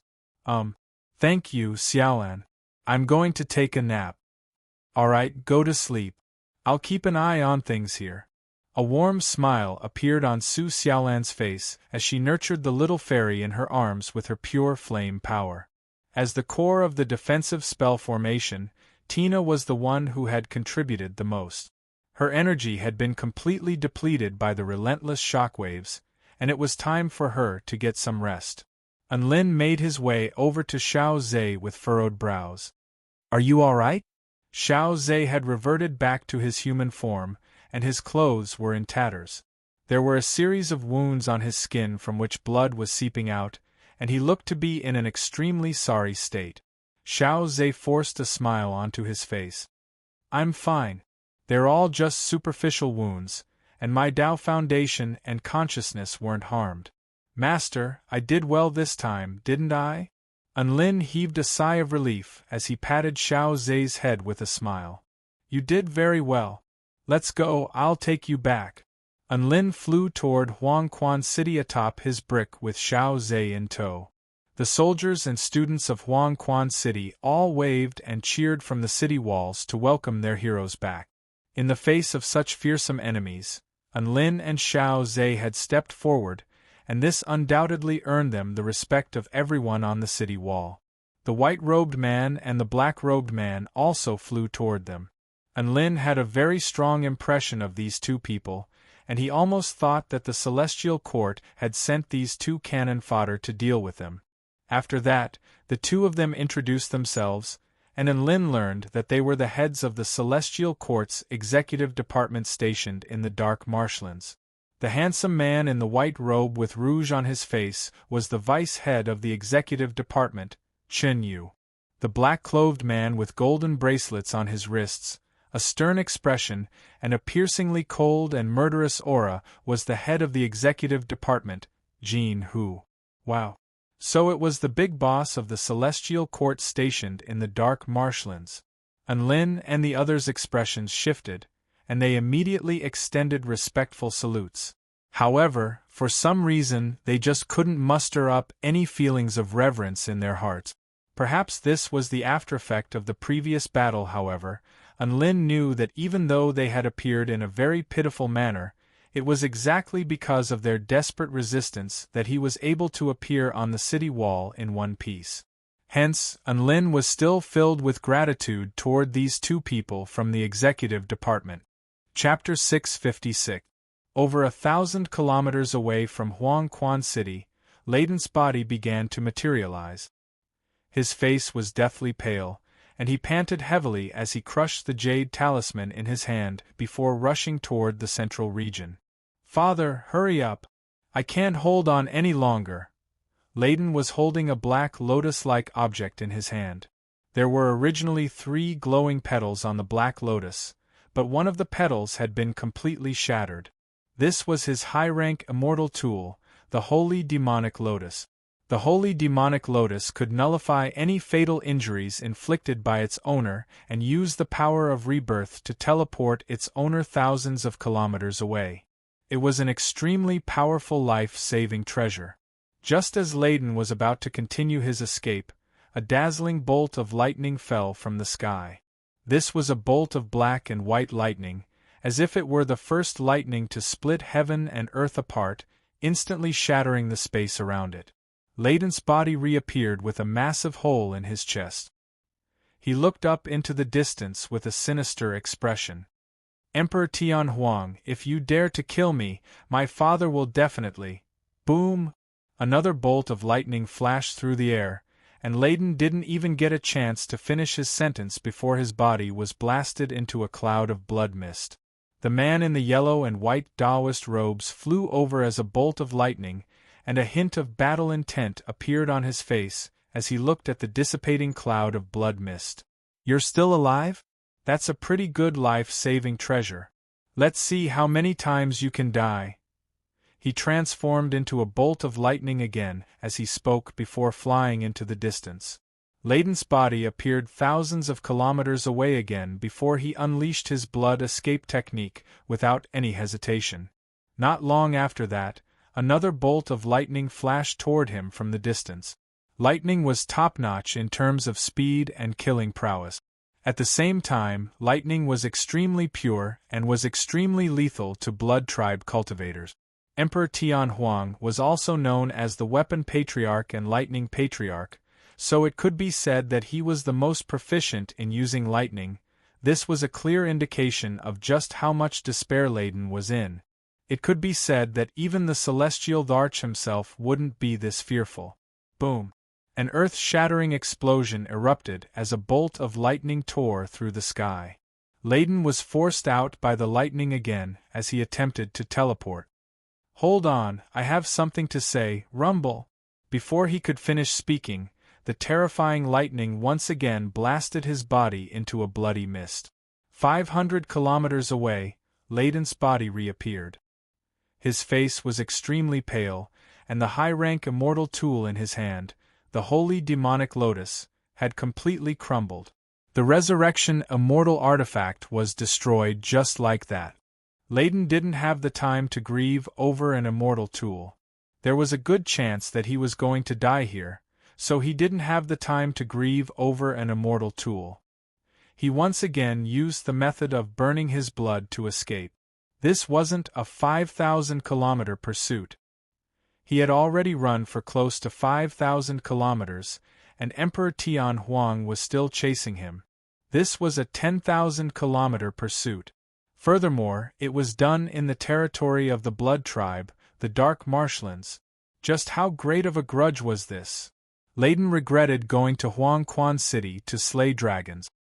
He didn't manage to slaughter the dragon, but he was about to be slaughtered. A nightmarish flash of black and white appeared, and Layden's heart sank. In that instant, he completely unleashed the Tao of the Blood Star. The blood-colored star condensed behind him to block the lightning. Rumble! The resulting collision shattered the earth within a radius of over 50 kilometers, and a Blood Tribe city nearby was inexplicably razed to the ground by the shockwave. This was a battle between top-rate mighty figures, and each and every one of their attacks possessed the power to destroy heaven and earth. In the end, the lightning still tore through the crimson star and blasted a massive hole into Layden's chest. Thankfully, the power of the lightning had been nullified by the blood star. Otherwise, Layden would have been dead. However, even though he wasn't dead yet, he wasn't far from it. Layden clutched his chest as his body trembled uncontrollably as he looked at the figure hurtling toward him. The bolt of lightning in the distance transformed into a man with a stern expression. The smile on the man's face was akin to that of a cat toying with a mouse as he looked at Layden. "What, you're not running anymore? Have you used up all your resurrection methods? Do you feel like you're going to die anyway, so why not take a good look at me before you die?" Layden's face convulsed as he threw up another large mouthful of blood. Emperor Tian Huang's expression darkened. "You still dare to mock me? No. There's no such thing. Emperor Tian Huang's might is unparalleled. I was just feeling unwell just then." Layden waved his hands with an earnest expression. He had never felt so small and weak before. He was a super-powerful being who was on the verge of Tao integration stage, but he was completely powerless against Emperor Tian Huang. His life was completely in the hands of his opponent. "Hey, you have good taste. So be it, I've fulfilled your wish, so I'll send you on your way now." Lightning flashed in Emperor Tian Huang's hand as a fearsome power began to accumulate. Layden's legs instantly gave out from under him as he roared in his heart. What kind of wish had he fulfilled? Could it be considered a wish to admire his heroic appearance before he died? Was there something wrong with this true god's brain? Emperor Tian Huang couldn't be bothered to care about what Layden was thinking. He waved a hand through the air, and a bolt of lightning that was powerful enough to annihilate all things began to hurtle toward Layden. An expression of despair appeared on Layden's face as he roared and unleashed all of his spell techniques to defend himself against the bolt of lightning. However, the bolt of lightning was not something that could be defended against by hastily unleashed spell technique. The bolt of lightning tore through all of the spell techniques as it hurtled directly toward Layden's head. In the next instant, Layden's body and soul were both destroyed. Right at this moment, an antiquated, inky black wall suddenly appeared in front of Layden. Boom! The unstoppable bolt of lightning struck the massive wall, causing a series of cracks to appear on its surface. However, it was still able to withstand the lethal strike in the end. Tears flowed from Layden's eyes as he looked at the familiar wall. "Father!" A man enshrouded in a divine light of Tao began to appear on the massive wall with his hands clasped behind his back. Layden's expression faltered slightly at the sight of the man. This man was different from the average blood tribe cultivator. He had a pair of inky black eyes, a thin figure, and long black hair. As soon as he appeared, the space around him began to collapse and cave in, as if he were an abyss of boundless darkness and nothingness, guiding all living beings to oblivion and death. The man felt a little awkward upon hearing Layden refer to him as father, and he cleared his throat before replying, "Your father is currently practicing the blood prison illustration in the Divine Palace of Life, so he asked me to use the spatial teleportation wall to save you." Layden. Emperor Tian Huang's expression faltered slightly before he chortled with glee. "Ha ha! That's not a bad way to address you. The only one who can save your life is you, father." Layden's face was flushed with rage upon hearing this. Even though he had expended all of his energy, his face was still flushed with rage. It was clear to see just how devastated he was feeling right now. It could be said that he had never suffered more humiliation in his entire life than today. Chapter 657. Even though Layden was feeling extremely humiliated, he was still extremely elated that he had managed to escape with his life in the nick of time. The mighty figure who had come to save him was one of the 4 Tao integration stage emperors of the Divine Palace of Life, Emperor Unmang. Emperor Unmang was the previous holy disciple, and he was extremely powerful. It could be said that he was the most powerful Tao integration stage emperor among the 4 emperors aside from Emperor Fu Tian. Emperor Tian Huang, why don't we just let this matter rest? You didn't suffer any losses, and we won't pursue the Dark Poison Lord's death and the destruction of the 14 cities. How about we just let this matter rest? Emperor and Mang proposed in a refined and courteous manner. However, in terms of the consequences of this matter, the blood race would undoubtedly have to pay a greater price. It was obvious that the blood race's great emperor had made a huge concession by personally making such a promise. However, Emperor Tian Huang shook his head without a second thought. No. Leiden must die. Emperor and Mang's expression darkened. Why? He just transmitted his voice to me, and he told me that he didn't kill any of the powerful beings of the Celestial Court. Lightning flashed through Emperor Tian Huang's eyes as he spoke in an indifferent voice. However, if I had arrived a moment later, the hope of the Celestial Court would have been destroyed by Leiden, and countless prodigies and citizens would have been killed by him. I can't allow someone like him to live. However, none of that happened, and I promised that I wouldn't target these people again, Emperor and Mang said. Heh! Foolish blood tribe cultivator, have you never heard of the crime of attempted murder? A mocking smile appeared on Emperor Tian Huang's face. Attempted murder? Emperor and Mang faltered slightly upon hearing this. At this moment, an extremely terrifying bolt of lightning instantly descended upon Leiden. Leiden's face turned deathly pale in the face of this terrifying bolt of lightning, and a sense of impending doom engulfed his entire body. Right at this moment, a pitch-black palm suddenly appeared in front of him. It was like an abyss that could devour all things, grabbing that extremely frightening lightning in its hand and slowly absorbing it.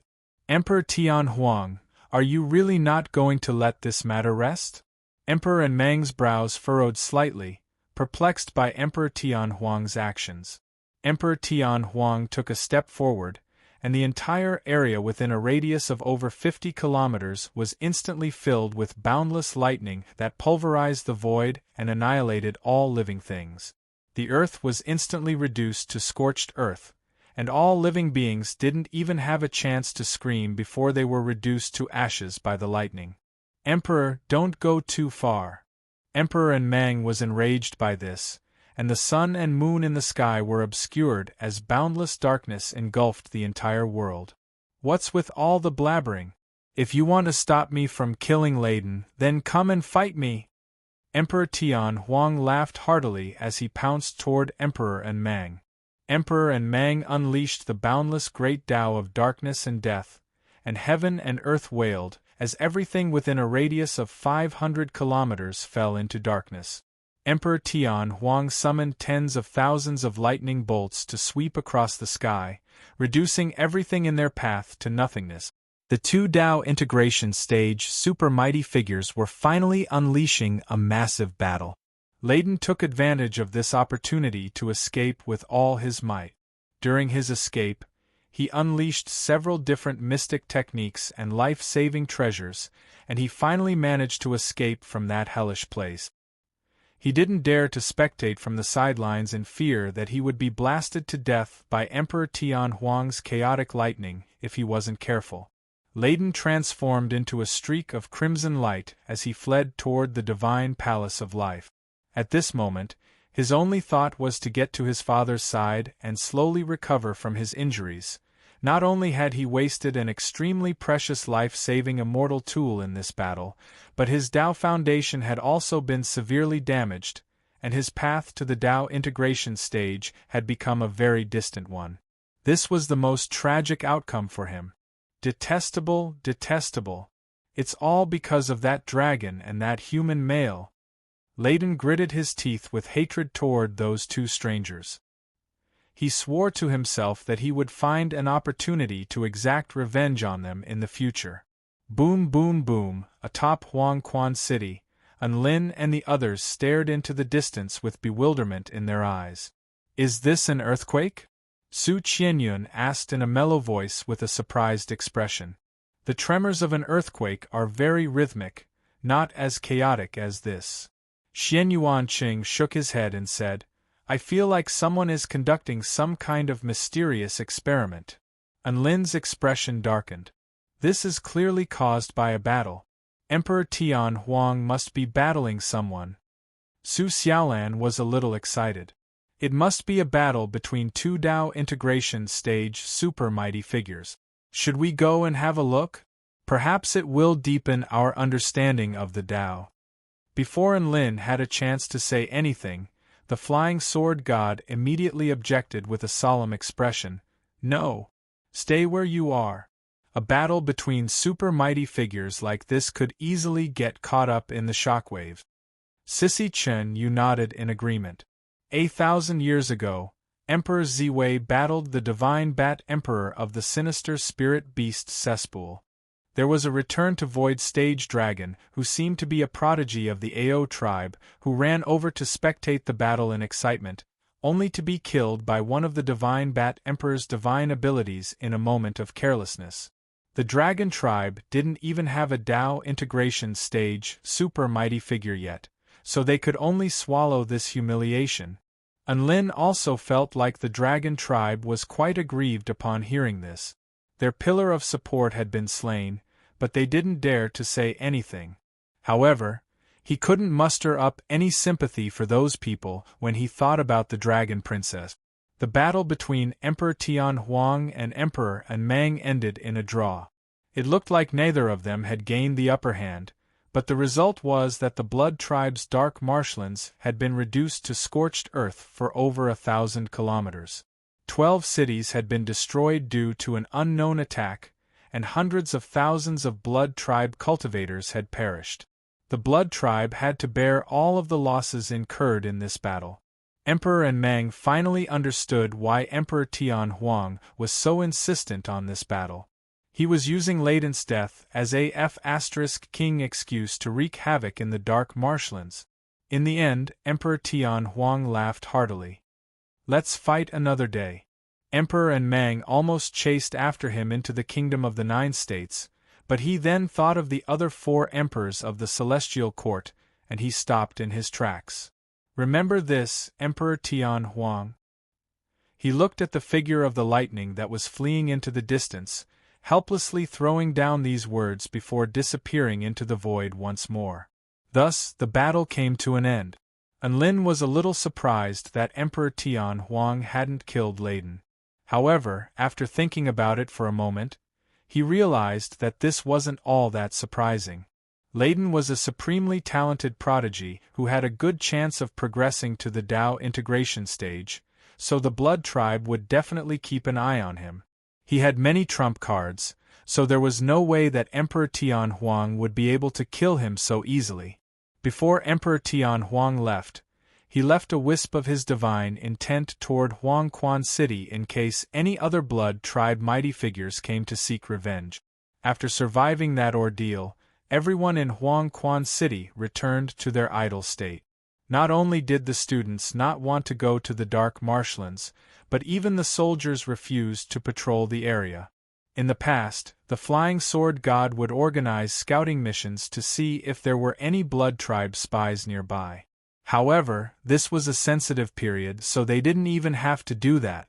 Everyone remained on the city wall as a lookout.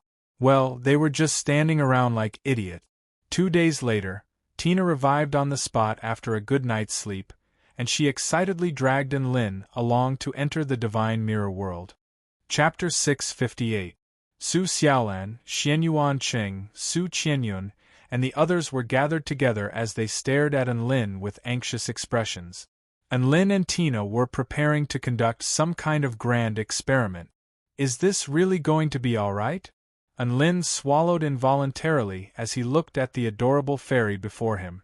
I think we should find a few more lab rats to test it out on. Don't worry, Giant Anlin. Didn't we already test it out before? Teleportation is the same as teleportation. As long as I can control the passageway between the 2 worlds, something like this will be a piece of cake for me. Tina patted her chest confidently. That's right, Tina was preparing to conduct a life-form teleportation experiment. She was going to teleport Anlin into the Divine Mirror World as a life form. Anlin couldn't be too careful about something like this. If things got out of hand, he would be the one to suffer the most. After a fierce struggle in his mind, he finally nodded with some difficulty. Tina placed her hands on Enlin's forehead with a wide grin. A white light enshrouded the two of them as fragments of the realm core shimmered in her emerald eyes. Whoosh! Light flashed, and the two of them disappeared on the spot. Su Qianyun's eyes widened in shock as she covered her mouth with her hand. They really disappeared. This is a power that transcends spatial teleportation. It's very useful. Su Xiaolan stroked her chin as she spoke in a slow voice. Tina has also disappeared. With Tina here, classmate Enlin should be safe. Xian Yuanqing heaved a sigh of relief with a smile on his face. Meanwhile, in the air above Qi Lu City in the Divine Mirror World, a white light flashed, and Enlin and Tina appeared again. Tina held onto Enlin's hand with a dainty smile on her face. Giant Enlin, how are you feeling? Enlin stared at the human-sized Tina in front of him. Her white dress fluttered in the wind, and her skin was whiter than snow. Her eyes sparkled like the stars, and her features were peerlessly beautiful. He couldn't help but poke Tina's delicate cheek. I feel like you're more real than before. That's because little Na also teleported here with her true body. Tina explained with a smile, but don't worry, my authority hasn't changed. I can still fuse with the world and teleport us out at the same time. Enlin was relieved to hear that and began to turn his attention elsewhere. The warm sun, the cool breeze, the abundant vitality, the invincible divine body, Enlin's storage ring flashed, and the black brick appeared beneath his feet. He was stunned for a moment. Nothing has changed. It's really a true body teleportation. He was really excited. This world was real, and it could connect the two worlds. This was a gargantuan treasure trove. A thought suddenly occurred to Enlin, and he asked, by the way, can you teleport living beings from the outside world aside from myself into this place? That's not a problem, but I can only teleport living beings below the return to void stage. This world isn't developed enough to accommodate beings with cultivation bases that are too high, Tina replied. Enlin's eyes lit up with anticipation upon hearing this. If she could teleport return to void stage living beings in the future, then Tina would be able to drag Layden into this world and kill him using her authority in this world. TSK, TSK, TSK, TSK. How tempting! No matter how powerful a person was, there was no way they could be more powerful than the ruler of the Divine Mirror World. When that time came, they could do whatever they wanted to them. They had the final say in this world. Let's go.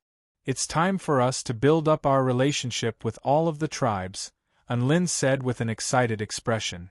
Build up our relationship? Tina blinked with a perplexed expression. We'll appear as God's spokesperson and befriend them. In the future, we can issue missions for them to fight in the outside world or collect treasures for us in this world. Wouldn't that be a simple task? Enlin explained with a smile. Tina's eyes lit up with excitement. That's brilliant! Even though all of the tribes had soul formation stage powerful beings, the astral engulfing beasts were still nightmarish existences to them. There was no other reason for this than the fact that they were extremely elusive and difficult to eliminate. After leaving the city, there was no telling when an astral engulfing beast would suddenly appear. If they didn't want to be killed, the simple solution was to become more powerful. As long as their cultivation bases reached the spirit nurturing stage, they would be able to deal with the spirit engulfing beasts. Teams with high-level Dao body stages would be able to fight and retreat at the same time. As for those with lower cultivation bases, they had to be careful. Within a small palace in Qi Lu City, a man slowly descended from above a cloud of mist. All of the guards in the palace were alerted by this, and alarms began to blare as a dozen or so guards wielding flying swords and several dozen guards wielding firearms aimed their weapons at the handsome man in a flowing white robe. Who are you? How dare you trespass into the imperial palace? A spirit-nurturing stage guard leader yelled as he stepped forward. He was the second son of Adam and Eve, and his name was Intel. Unlin crossed his arms and raised his head slightly. His aura was vast and ethereal, and there was a calm expression on his face. I am God's spokesperson, Unlin. You're going to kneel before me now. Intel couldn't help but burst into laughter. A measly spirit-nurturing stage cultivator dares to pretend to be the spokesperson of God? Open fire. Bam bam bam. Several dozen guns were fired at once as bullets tore through the air toward Unlin. A dozen or so flying swords also rose into the air before slashing toward the man at the center of the palace with sharp sword intent. Intel thought that the intruder was going to be reduced to a hornet's nest in the next second. To his surprise, however, an incredible scene unfolded before his eyes. All of the bullets and flying swords were stopped a meter away from the man and were unable to advance any further. Intel and the other guards all stared at the man before them in shock, and some of them were even trembling uncontrollably. It was quite clear that the intruder was extremely powerful. Is this how you welcome the spokesperson of God? Unlin's expression was one of might as a golden light flashed through his eyes. Divine might technique. A peerlessly powerful aura instantly proliferated through the air. Intel felt as if he were facing a paramount god. The boundless might that stood at the pinnacle of all living beings instantly engulfed all of his pride. His legs gave out from under him, and he collapsed to the ground. More than half of the weaker guards even fainted on the spot. Intel had no choice but to believe in Lin this time, and his hands trembled as he yelled, "Master Unlin, please forgive us for our ignorance." Unlin nodded lightly. "This is the first time you've done something like this. Don't do it again. Summon the leader of the human race, Adam and Eve." "Yes. I'll go and inform them right away." Eind bowed respectfully and replied in a straightforward manner. A satisfied smile appeared on Unlin's face as he felt extremely elated. It felt quite good to be the spokesperson of God. Intel had only just stood up when a gate opened. A man and a woman emerged from within. The man was extremely handsome, while the woman was exquisitely beautiful. They both faltered slightly upon seeing Unlin before letting loose cries of surprise. "It's you." Chapter 659. Adam and Eve were quite surprised to see that Adam and Eve seemed to be acquainted with Unlin. "Father, Mother, you two also know God's spokesperson?" "God's spokesperson?" Adam and Eve looked at each other to see the astonishment in each other's eyes. "Oh? You two still remember me?" Unlin looked at the two of them with an intrigued expression. "I do." Adam looked at Unlin with a complex expression as he said, "I had a very clear dream in which you and another woman once hugged us." Unlin nodded to indicate that he was quite pleased with this answer. Tina had given them a set of clothes when they were born. It was the clothes that they were wearing now. These clothes were eco-friendly and had even more powerful defensive properties than the average protective spirit tool. "By the way, tell me, am I more handsome or are you more handsome?" Unlin suddenly asked. Adam and Eve faltered upon hearing this, clearly unsure of why this mysterious man would ask them this. However, Adam soon recalled a conversation he had with Eve a long time ago. He seemed to have mentioned that the person who had hugged them in the past couldn't be their parents as he was much more handsome than that man. Adam was astonished upon hearing this. This man was definitely King God. "Of course you're the most handsome, spokesperson Shin. I've never seen someone as handsome as you." Adam spoke with a sincere expression. You have good taste. Don't blame me if you say the wrong thing next time." Unlin's dazzling smile appeared on his face. Eve, Adam. Immediately thereafter, Unlin summoned Adam and the others to the main palace for a meeting. Adam and Eve had already acknowledged Unlin's identity, and they also had many questions for Unlin. All of the other 9 children were extremely respectful toward Unlin upon hearing that the spokesperson of God was coming. Unlin was enjoying the fruits produced in the holy orchard. These fruits had been personally planted by Tina many years ago, and they were now full of vitality and were almost as potent as some low-rank spirit fruit. He and Tina were actually working on the cultivation of immortal treasures as well. They had already set up a cultivation base at the core node of a certain massive ley line. There, vital energy rained down like rain, and multicolored light shone for tens of thousands of feet.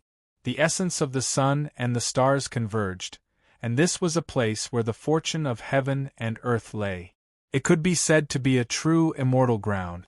Tina didn't dare to make too many changes in case it affected the normal development of this world. Actually, it was enough for them to play in that Xanadu. After 1,000 years, there would definitely be many immortal fruits and immortal medicines. Unlin took a bite of the crimson sun fruit and murmured, "You asked me how you came here?" Adam and Eve nodded with excitement as they stared at Unlin with scorching light in their eyes. This was a question that had been plaguing them for a long time. "I'm your father." Unlin smiled.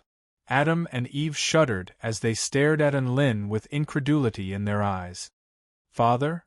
The other 9 children were also given a fright. Never would they have thought that the spokesperson of God would be their grandpa. Unlin waved a hand with a mischievous expression. "Haha, I was just joking. I was just trying to lighten the mood." Adam and Eve's expressions faltered as negative emotions surged through their bodies. The 9 children felt as if they had a mouthful of blood clogging their chests. They wanted to lash out, but they didn't dare to do so. An awkward smile appeared on Unlin's face as the atmosphere became even colder. "Adam, Eve, you were actually born from heaven and earth, and you were the most primitive human beings. I appeared with the clone of God to guide you into this world." The 9th son, Seth, furrowed his brows with a perplexed expression. "That can't be right. Our books contain records of countless human activities, as well as many powerful immortals who could move mountains and fill oceans." Unlin smiled. "Those people are actually all dead, and that world has already perished. This is a brand new world, and this city is merely a replica of the original city. All of you are the new living beings of this world." Everyone's expressions shifted upon hearing this. Seth fell into deep thought. Unlin's words just so happened to explain why the terrain outside Chi Lu City was completely different from what was recorded in some of the books.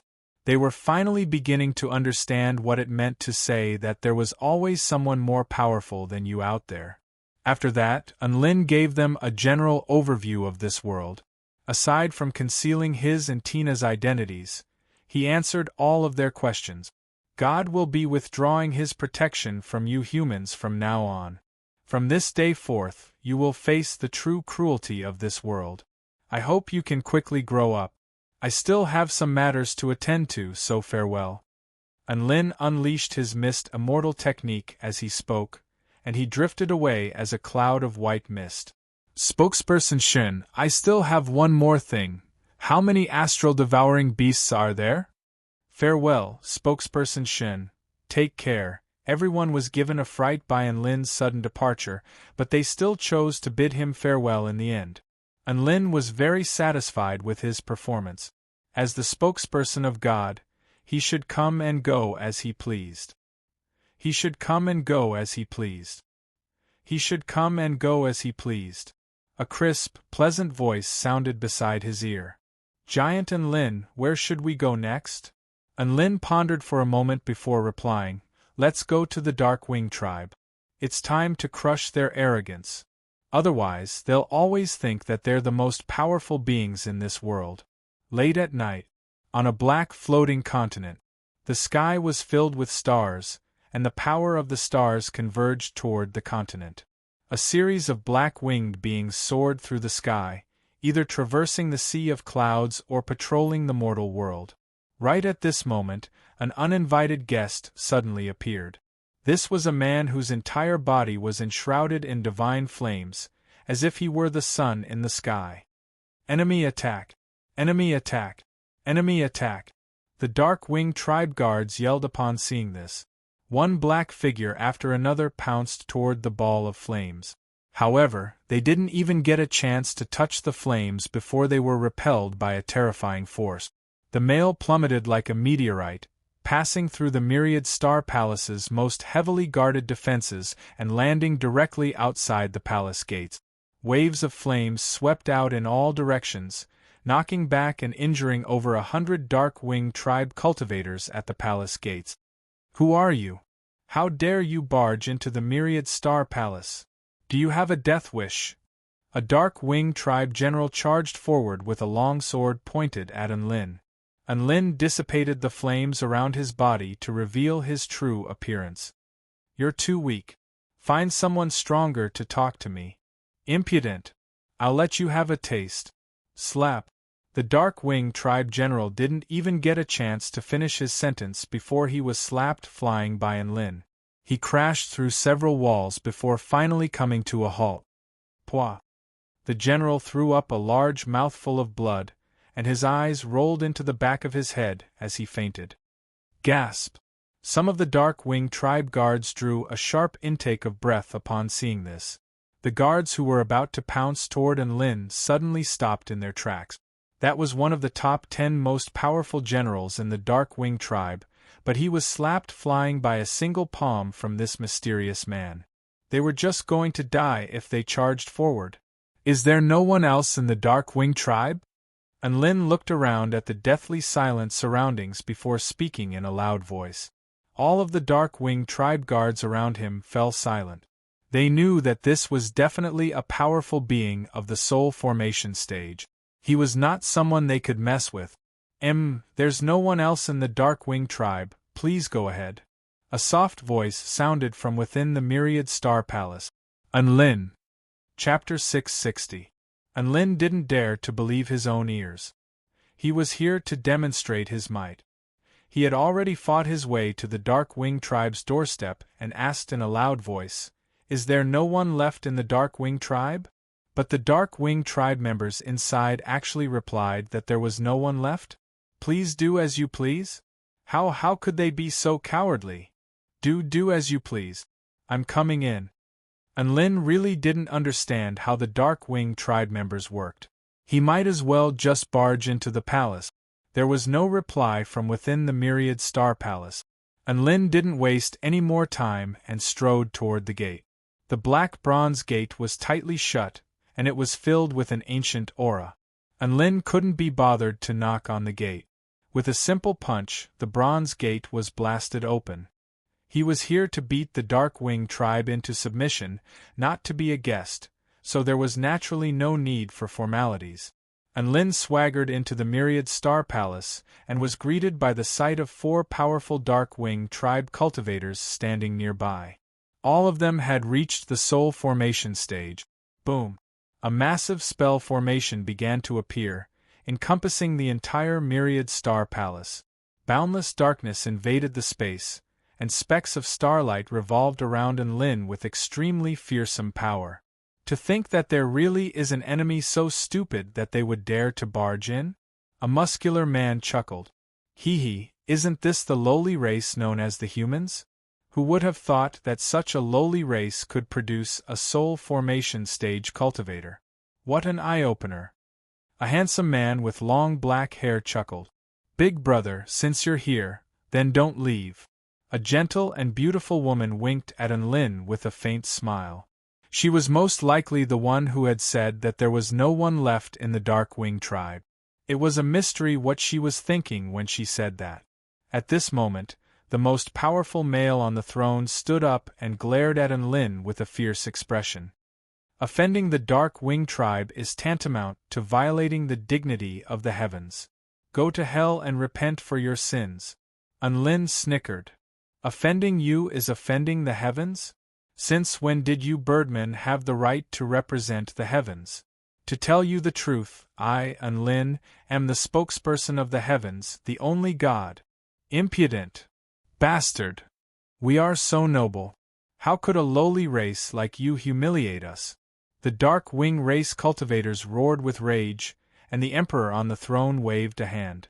The spell formation was completely activated, and countless white stars crashed toward Enlin with terrifying killing intent. You dare to place such a childish array here? How embarrassing! A white light flashed in Enlin's eyes, and he abruptly jabbed at a certain location amidst the countless stars. His chi pierced through the void like a sword. Rumble! The terrifying formation that encompassed the entire myriad stars palace suddenly collapsed. The three Dark Wing tribe cultivators were dumbstruck, and the Dark Wing Emperor involuntarily drew a sharp intake of breath. That was their strongest killing formation, yet it was broken by a single finger? Die! The burly man abruptly pounced toward Enlin as countless ferocious black wolves appeared around him, all of which were imbued with a thirst for blood and death. The air howled and the earth crumbled in their wake. This was his black wolf domain. Enlin took a step forward, and his body broke through the sound barrier as he charged toward the man's domain with his physical body. What? The man's expression changed drastically when he saw that Enlin had actually torn apart his domain with just his physical body. Enlin launched a punch toward the man, and the man let out an enraged roar as he braced himself and launched a punch of his own. Their fists collided, and the shock waves from the collision caused the myriad stars palace to tremble violently. In the end, the man let out an agonizing cry as the bones in his right arm were shattered. He spat out a large mouthful of blood and was sent flying backward. At this moment, the handsome man had already made his move. An azure crescent moon appeared behind him, and it slashed toward Enlin. Blue moon godly slash. Enlin did not dodge. His fist was enveloped in golden light as he unleashed a third of the mountain-quaking fist. Rumble! The golden fist smashed the blue crescent moon with an unstoppable force, and the handsome man was also sent flying with severe injuries. Enlin then turned his gaze toward the gentle and beautiful lady. The lady's countenance turned slightly pale, and she retreated a few steps. She waved her hand and said, "I don't fight. Harmony is the most important." Enlin was speechless. At the next instant, the surroundings were plunged into darkness once again. Countless black shadows rose from the ground, covering up the skies and bringing with them an extremely terrifying sharpness as they encompassed toward Enlin. The strongest expert among the Black Wing race had made his move, and he had unleashed his strongest killing move right off the bat. Enlin let out a cold snort, and extremely scorching flames suddenly rose up around him. Great holy flame, appear! Endless yellow-white divine flames instantly tore the black shadows apart, and the terrifying heat spread out for several hundred meters. Rumble! The explosion of flames flattened the myriad stars palace, and even the entire floating continent tremored violently. All of the Dark Wing tribe residents stared in shock at the place that was revered as a holy land. Flames rose up from there, illuminating the entire night sky. Ever since Enlin had fought his way to the myriad stars palace, many spectators had gathered outside. By the time the myriad stars palace had been blasted into smithereens, there were already thousands of Dark Wing tribe members spectating the battle from afar. Amidst the shattered remains of the floating continent, they witnessed a scene that they could not accept.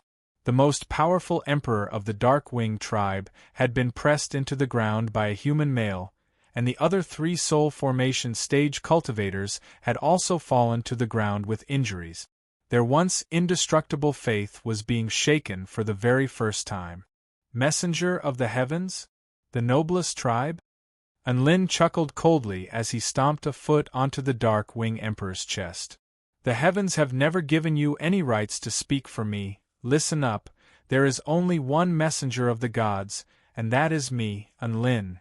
Enlin's voice was like a clap of thunder, exploding throughout the entire floating continent, causing countless Dark Wing tribe members to tremble in shock.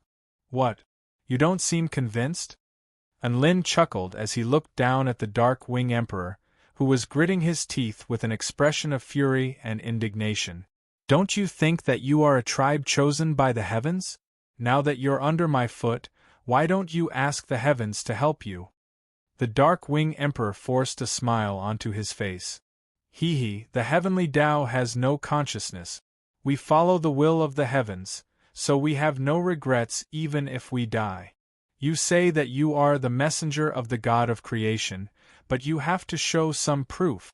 This isn't something that can be won over by just having a bigger fist. Many Dark Wing tribe members nodded in agreement upon hearing this. Their pride was not something that could be challenged. Even if their enemy was much more powerful than them, this was not enough to make them lower their noble heads. You want proof? And Lin nodded. That's simple. Simple? The Dark Wing Emperor's eyes widened in shock. He felt that Lin's words were completely absurd. Could the messenger of the gods even produce proof? Could he produce a certificate?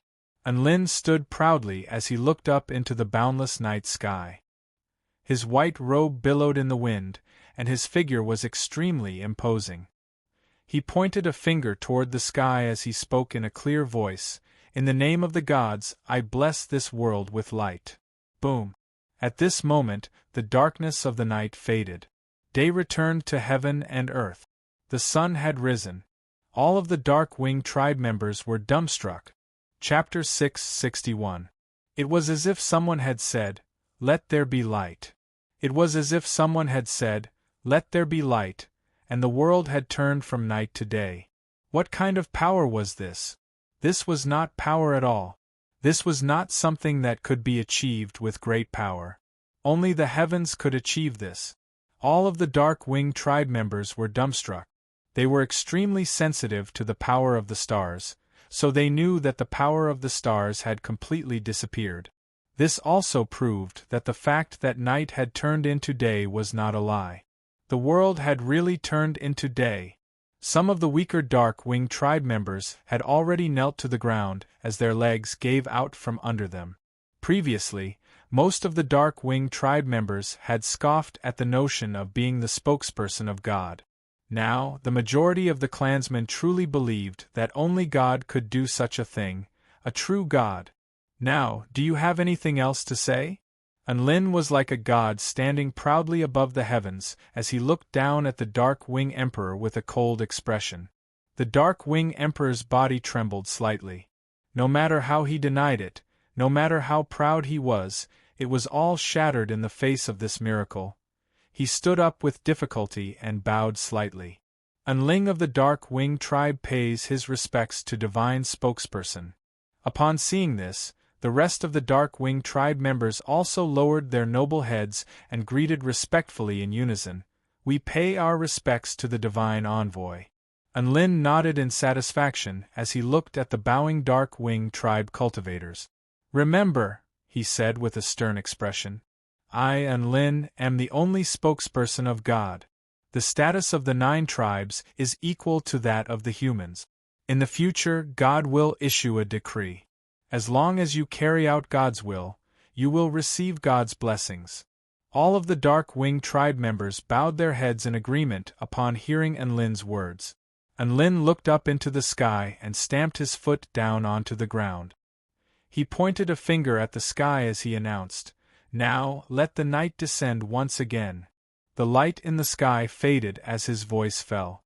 The sky turned into night again, and the dazzling starry sky appeared once again as the power of the stars descended upon the world. Countless Dark Wing tribe cultivators were stunned by this miraculous scene, and their eyes became even more scorching and yearning as they looked at Lin. That was the spokesperson of God, the life form closest to this world. If they were to get closer to him, wouldn't that be the same as getting closer to this world? The Dark Wing race actually had an instinctive yearning for the sky, and this instinct was magnified immensely upon seeing Lin. Even the Emperor of the Anling Empire no longer looked at Lin with hatred. Instead, his gaze was filled with fanaticism and respect. He suddenly said, "From today onward, if Divine Spokesperson Lin has any requests, the Dark Wing tribe will be willing to risk our lives to assist you." All of the Dark Wing tribe cultivators replied in unison, "We are willing to die for him." Lin's heart jolted.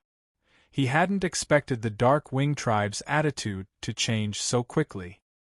His expression was calm as he nodded and said, "All right, your performance is not bad. I came here to make you realize the reality. I will come again in the future." His body transformed into a cloud of mist and disappeared as he spoke.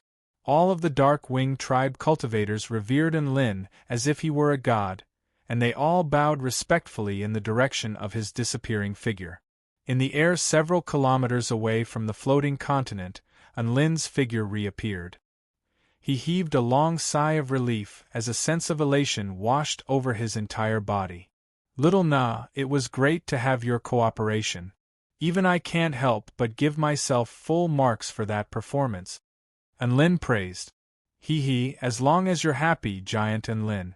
This level of performance is nothing to me." Tina's pleasant voice sounded beside his ear. She was clearly having a lot of fun as well. "What's next? Which tribe should we go to?" Let's go to the Dragon tribe." Thus, within the luxurious Dragon Palace, Enlin manipulated countless bolts of lightning in front of all of the dragons, and the Dragon tribe was completely won over.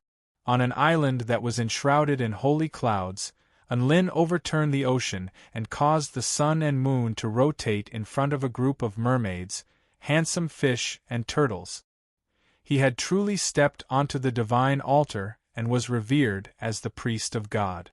In a region where countless sharp mountain peaks towered into the clouds, Enlin stepped forward, and the earth quaked as he soared into the heavens. The golden power of the earth enshrouded his body, making him appear as if he were a giant that could shake heaven and earth.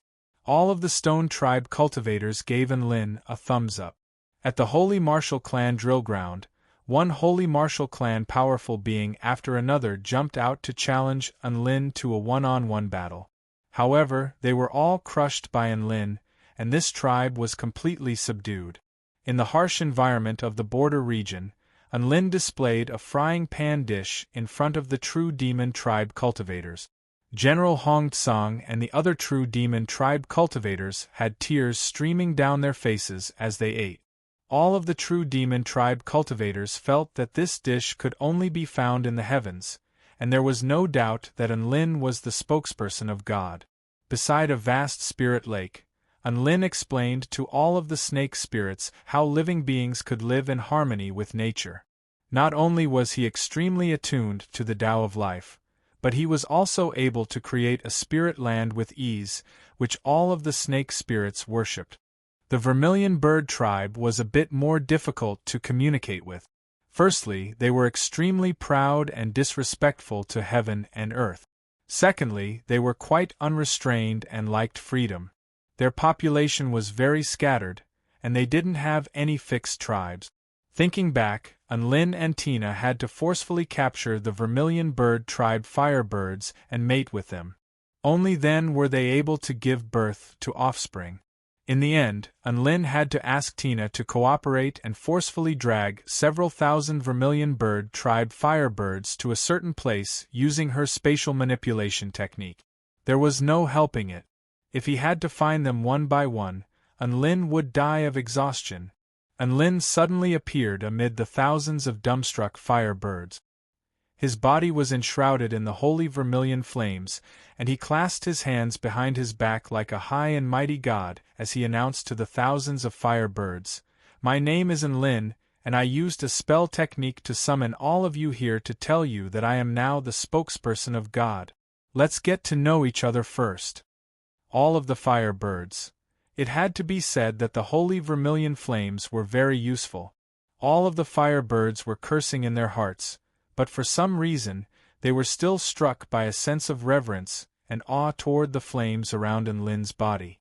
Enlin could borrow the power of the holy vermilion flames for a short period of time, which was the power of their ancestor, so these proud firebirds were just barely able to accept Enlin's existence.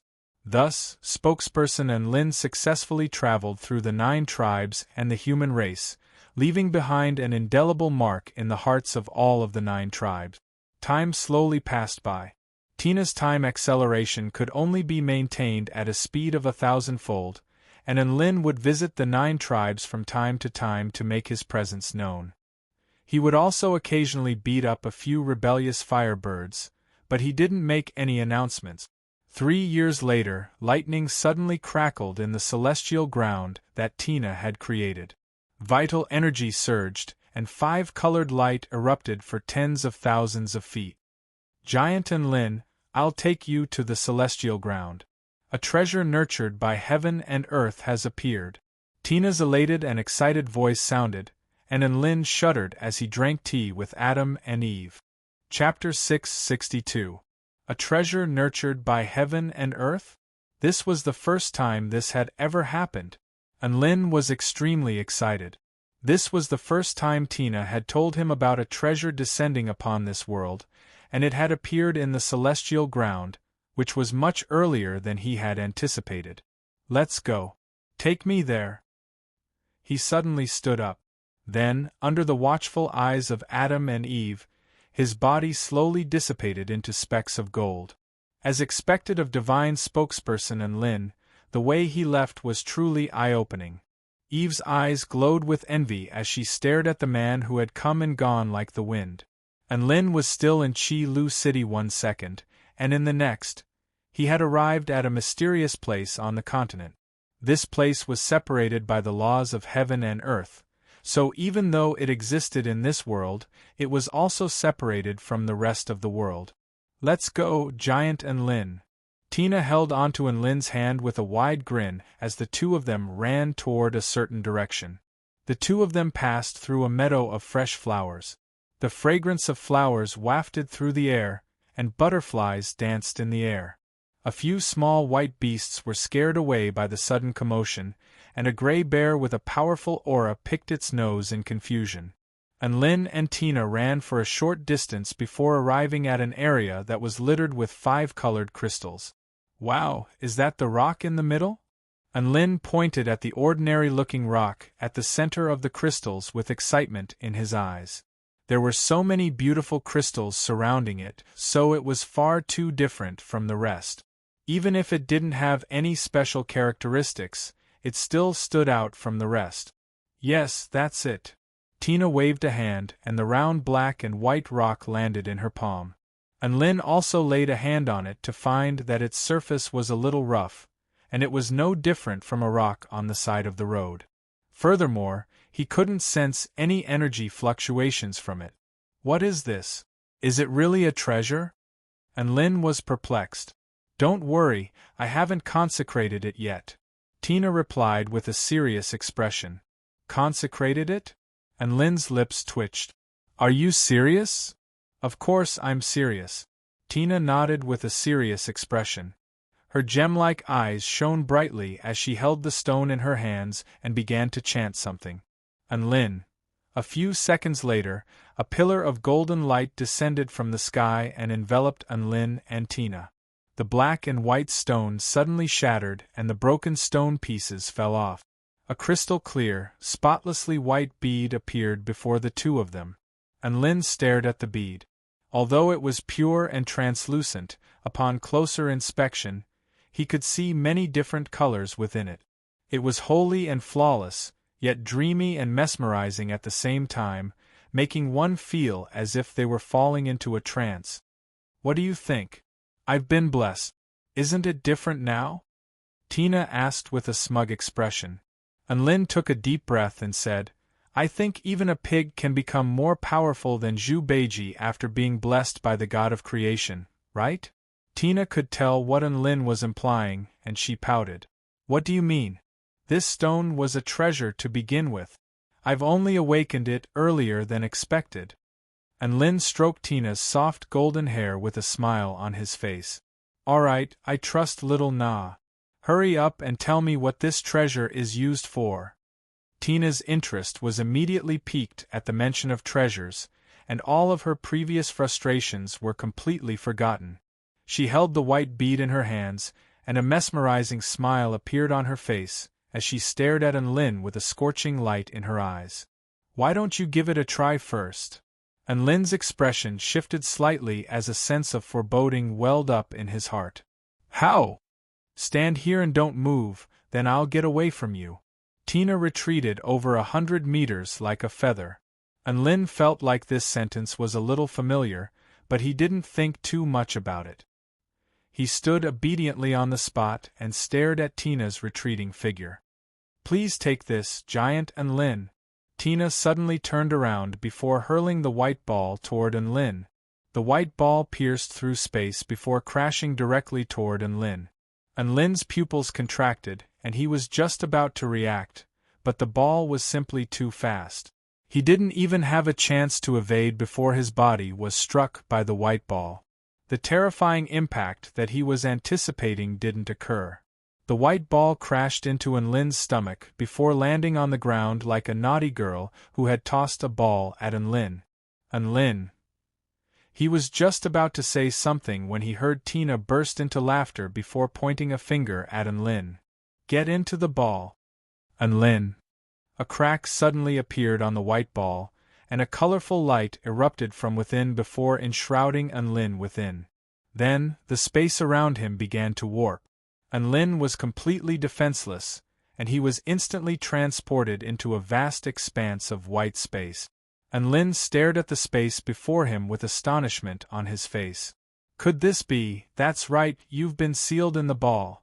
Tina's pleasant voice sounded. Enlin. For some reason, he was struck by a sense of déjà vu. Was this King Pokeball? It had to be, right? Was she trying to bully him because he hadn't seen Pokemon before? He wasn't a Pokemon. If he really wanted to play, he could go capture a Pikachu. Enlin's expression darkened. He felt like he had become Tina's pet. And then? Little nah, what else can this ball do? It's useless. This is a high-grade spatial artifact that can imprison enemies in this space. After that, I can project my power into this space to attack my enemies. Tina explained. What are the conditions? Enlin continued. Tina fell into deep thought before replying. As long as your cultivation base is higher than your enemies, you can use this ball to trap them. Enlin's chest constricted, and he almost threw up a mouthful of blood. He could only use this ball to trap his enemy with a higher cultivation base? What a joke. He was a super freak who could kill enemies of a higher cultivation base than him. Why the F***ck would he take an opponent with a lower cultivation base than him seriously? I can instantly kill an existence that can suck the enemy into the ball, okay? Great, another useless treasure. However, it seemed like Tina could use it for herself. Taking a return to Void Stage Cultivator wasn't a bad deal. Enlin asked Tina to release him with a disappointed expression. He didn't take the white ball. Instead, he told Tina to play with it. Giant Enlin, what do you think we should name this treasure? Tina asked with elation as she held the white ball in her hands. She was clearly very fond of it. Let's call it a Pokeball, Enlin replied expressionlessly. Pokeball. Tina's eyes lit up with a smile. I'm a fairy, and my ball contains my pet. What a good name. As expected of a prodigy, Enlin. Enlin's lips twitched as he chuckled along with her. Just like that, the first treasure of this world, the Pokeball, fell into the hands of Goddess of Creation Tina. Chapter 663. Enlin and Tina made their way out of the Holy Ground cultivation base. Aside from that treasure, there were only some spirit fruits and spirit medicines, but there were no immortal rank treasures. They didn't harvest any of those spirit items. Instead, they chose to preserve their spiritual aura in hopes that those items would evolve again after being baptized by time. Tina and Enlin left the Divine Mirror world together after making their way out of the celestial ground. A faint light flashed past, and Enlin slowly opened his eyes to find that he was lying on the city wall. There were defensive spell formations set up around him. This should be the designated return point?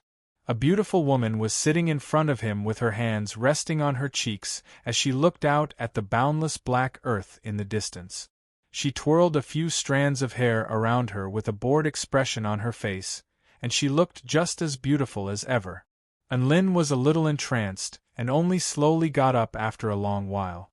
Tina had already fallen into a deep sleep beside him, and his sudden movement attracted Su Xiaolan's attention. Su Xiaolan turned to Enlin with a smile. You're finally back. How does it feel to enter that world with your physical body? Enlin smiled. It feels great. It's the same feeling as when I went to the ancient Tai Chu realm, and because of Little Na, I can do whatever I want. Little Na said that she can try to teleport you guys into that world as well when she's more familiar with the teleportation technique. That world has a different kind of excitement to it. Sure, I'm looking forward to that day. Su Xiaolan had wanted to enter that world for a long time. She was very interested in a brand new world. By the way, how many days have I been in that world? 2.5 days. Sigh, half of the end-of-term examinations have already passed. There's basically nothing left for us to do now. If everything goes according to plan, we'll be standing guard on the city wall until the end of the examinations. I wonder how little Ko and Mai are doing. Are they the new blood tribe underlings you mentioned? I really want to see them. The two of them chatted on top of the city wall. The night breeze blew past, making the atmosphere particularly pleasant. At the same time, in the center of the dark marshlands, bolts of golden void lightning fell from the sky, creating a thunderous boom akin to the roar of a massive dragon. Not long after, the thunderclouds began to disperse. A man with short golden hair and a delicate face stood up on the blood-colored altar. There was an unconcealable joy on his face. The sacred leader's blood is indeed useful. I've really avoided the blood demon tribulation. Merlin! Cassidy made her way toward him with a smile on her face. Congratulations on your successful tribulation transcendence. Congratulations! Tobias also stepped forward to offer his congratulations. The golden-haired man was none other than Merlin, who had successfully progressed to the Return to Void intermediate stage. Merlin could sense the vast power surging through his body, and he exclaimed with excitement, "We really are different. My life force has been elevated to a higher level, and we're different from those lowly blood tribe cultivators." "Shoo, keep your voice down," Cassidy chided. They were currently in the Holy Land of the Blood Tribe. This was the true Holy Land, the place where the Blood Tribe patriarchs cultivated. This place contained opportunities that were unimaginable to normal Blood Tribe cultivators, and only the holy disciples had the right to cultivate or search for opportunities here. Merlin had found his opportunity here, and he was only able to make his breakthrough after his body had been purified by the sacred leader's blood. Did anything happen while I was in seclusion? An awkward smile appeared on Merlin's face. Something earth-shattering has happened. Cassidy furrowed her brows in a mysterious manner. Emperor and Mang and Emperor Tian Huang of the Celestial Court battled in our dark marshlands.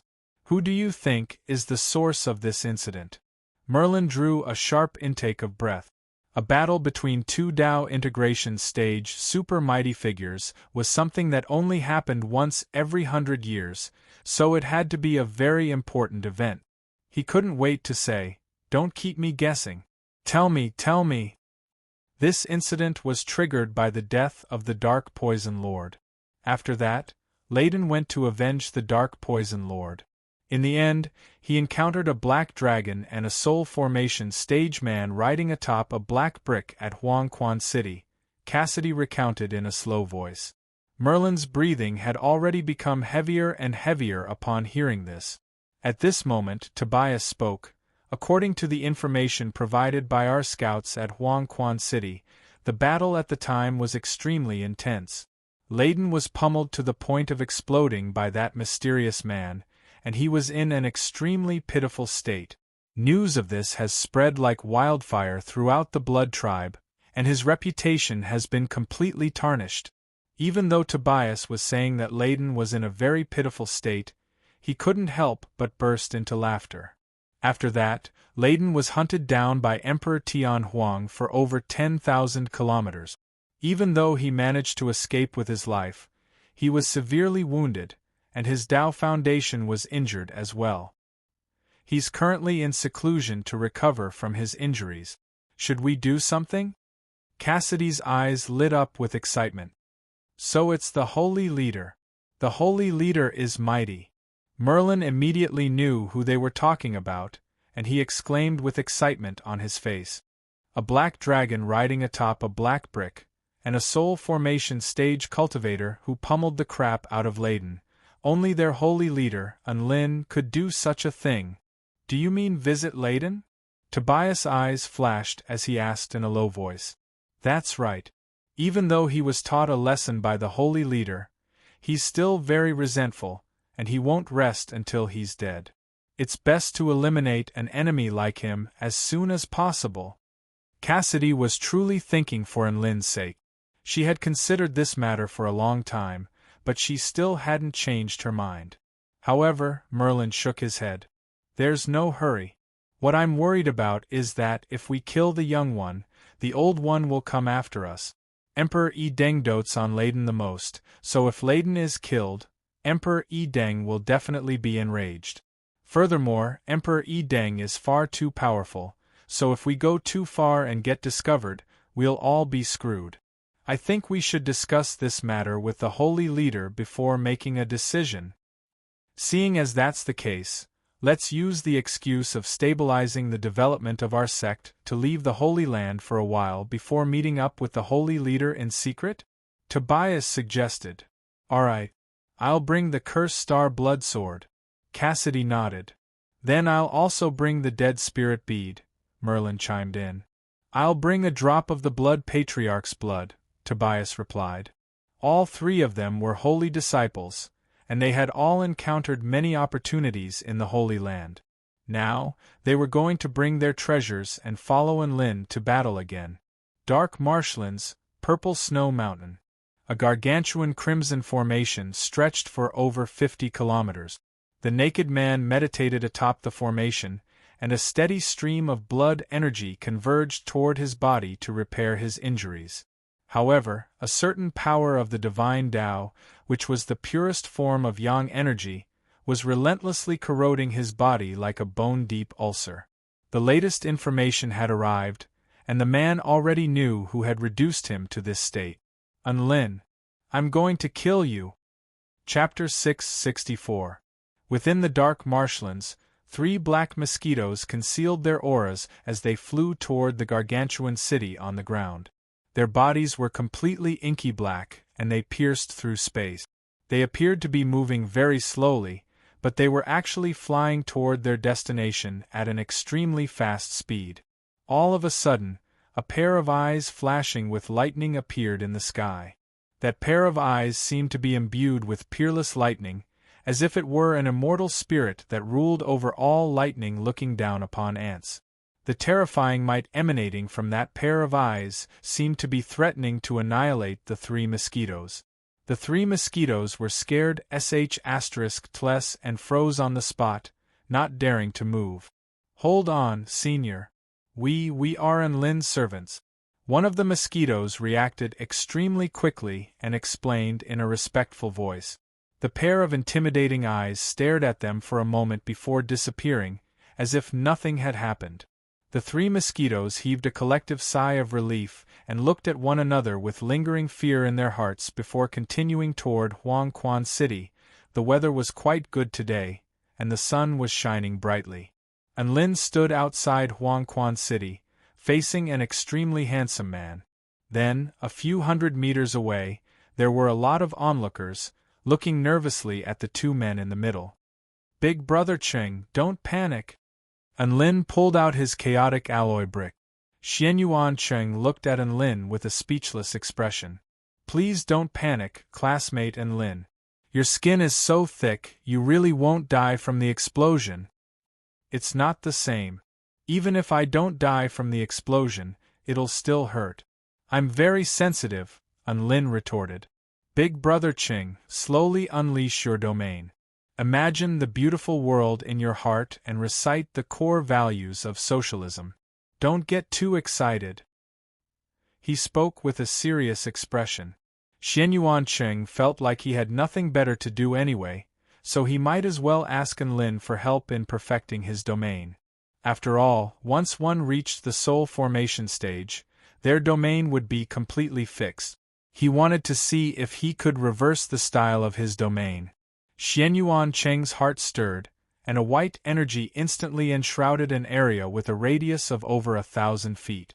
The domain was like a viscous barrier of air. It was like a cloud and mist that changed unpredictably. It contained the realm of the birth of all living beings and carried an extremely strong aura of life. The dry and cracked ground was affected by this domain. Small green sprouts sprouted, creating a scene of peace and vitality. Unlin poked his head out from the top of the black brick and encouraged, "Very good. Maintain this state of mind and don't get angry. Big Brother Ching, this is exactly what you're lacking." When some of the female students saw Xianyuan Cheng's white robes fluttering in the wind, they couldn't help but be fascinated by him. In terms of looks, Big Brother Cheng was definitely the most handsome person in the United University of Cultivation. Unlin gulped and didn't dare to slack off. "Then Big Brother Cheng, I'll increase my strength." "All right, Student Unlin, you do it." Xianyuan Cheng's breathing was a little hurried, and he was obviously a little nervous. "Take this, Big Brother Cheng." Unlin roared as he launched a fist toward Xianyuan Cheng. The fist tore through the air toward Xianyuan Cheng. Xianyuan Cheng unleashed his Tao of myriad spirit Tai Chi to deflect Unlin's attack, blasting a crater several dozen meters in diameter into the ground behind him. "Student Unlin, don't hold back. Put more power into it." "All right, Big Brother Cheng, hang in there, I'm going to put more power into it." Bam bam bam, Unlin began to activate his Earth Lotus Supreme skill, and bursts of golden light exploded forth. Xianyuan Cheng swung his longsword through the air to defend against Unlin's ferocious attack. He would occasionally retaliate, but his sword was unable to slice through Unlin's body. "Big Brother Cheng, I'm going to electrocute you." Boom! A bolt of lightning appeared out of thin air. Xianyuan Cheng was unable to evade in time, and his left shoulder was punctured by the bolt of lightning. His clothes were torn to shreds, and his skin was charred black. Unlin's heart throbbed as he sensed this explosive power, and he really wanted to unleash a devastating attack of his own. However, he forcibly repressed this urge. Unlin gripped the black brick with one hand while unleashing spell techniques with the other. Xianyuan Cheng was being dominated by Unlin this entire time, and his domain was slowly becoming unstable. "Big Brother Cheng, calm down and take deep breaths," Unlin cautioned. "Don't say anything. Hit me." Xianyuan Cheng's eyes burned with a scorching light. Unlin was terrified upon seeing Xianyuan Cheng's current state, and he didn't dare to exert any more force into his attacks. He unwittingly relaxed a little, and even the amount of divine sense he was using to control the black brick also began to increase.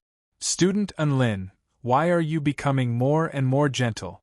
I want an attack that's as aggressive as fire. I want to fight to my heart's content." Xianyuan Cheng began to attack more and more frequently, and his intricate sword strikes were imbued with golden light that enshrouded Unlin's body.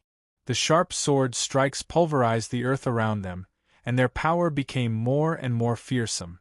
In the face of Xianyuan Cheng's unreasonable demands, Unlin gritted his teeth and decided to comply after a brief internal struggle. "Big Brother Cheng, I'm going to be a little more violent from now on, so be careful. Bring it on." Xianyuan Cheng felt like he was in a very good state, and his control over his domain had improved significantly. However, right at this moment, a scorching arrow of flames pierced through the air, leaving a twisted trajectory in its wake as it pierced through Xianyuan Cheng's domain before striking his chest. Xianyuan Cheng reacted extremely quickly, and his sword was like flowing white water that deflected everything in its path. However, in the instant that his long sword came into contact with the arrow of flames, scorching flames instantly spread along the blade of the sword before enveloping Xianyuan Cheng's body. Light and heat wreaked havoc, and an aura of violence and destruction violently stimulated Xianyuan Cheng's body. It was as if he had been struck by a certain sensitive nerve, and his entire body began to tremble uncontrollably. Just as all of the students were watching the intense battle unfold, 3 mosquitoes flew toward the battlefield in a stealthy manner. "Wow! The holy leader's clothes have been sliced open. His body is so hot." Mosquito Ku exclaimed. Keep your voice down, Cassidy. We're going to give the holy leader a surprise. Mosquito my urge. Mosquito Ta was a little hesitant. Won't our sudden appearance scare the holy leader? I think it's better for us to appear out in the open. It feels a little weird like this. That won't happen. If we hug the holy leader like this, we'll even be able to kiss his skin. Mosquito Ku spoke in a gentle voice that was filled with scorching emotions. Brilliant. So that's what you're planning, Cassidy. I was wondering why you suggested appearing before the holy leader as a mosquito, hee hee. Mosquito my buzzed with approval. Mosquito Ta thought about it for a moment, but he was still unable to resist the temptation of the holy blood, so he chose to remain silent. Thus, the three mosquitoes slowly approached Enlin and entered the battlefield.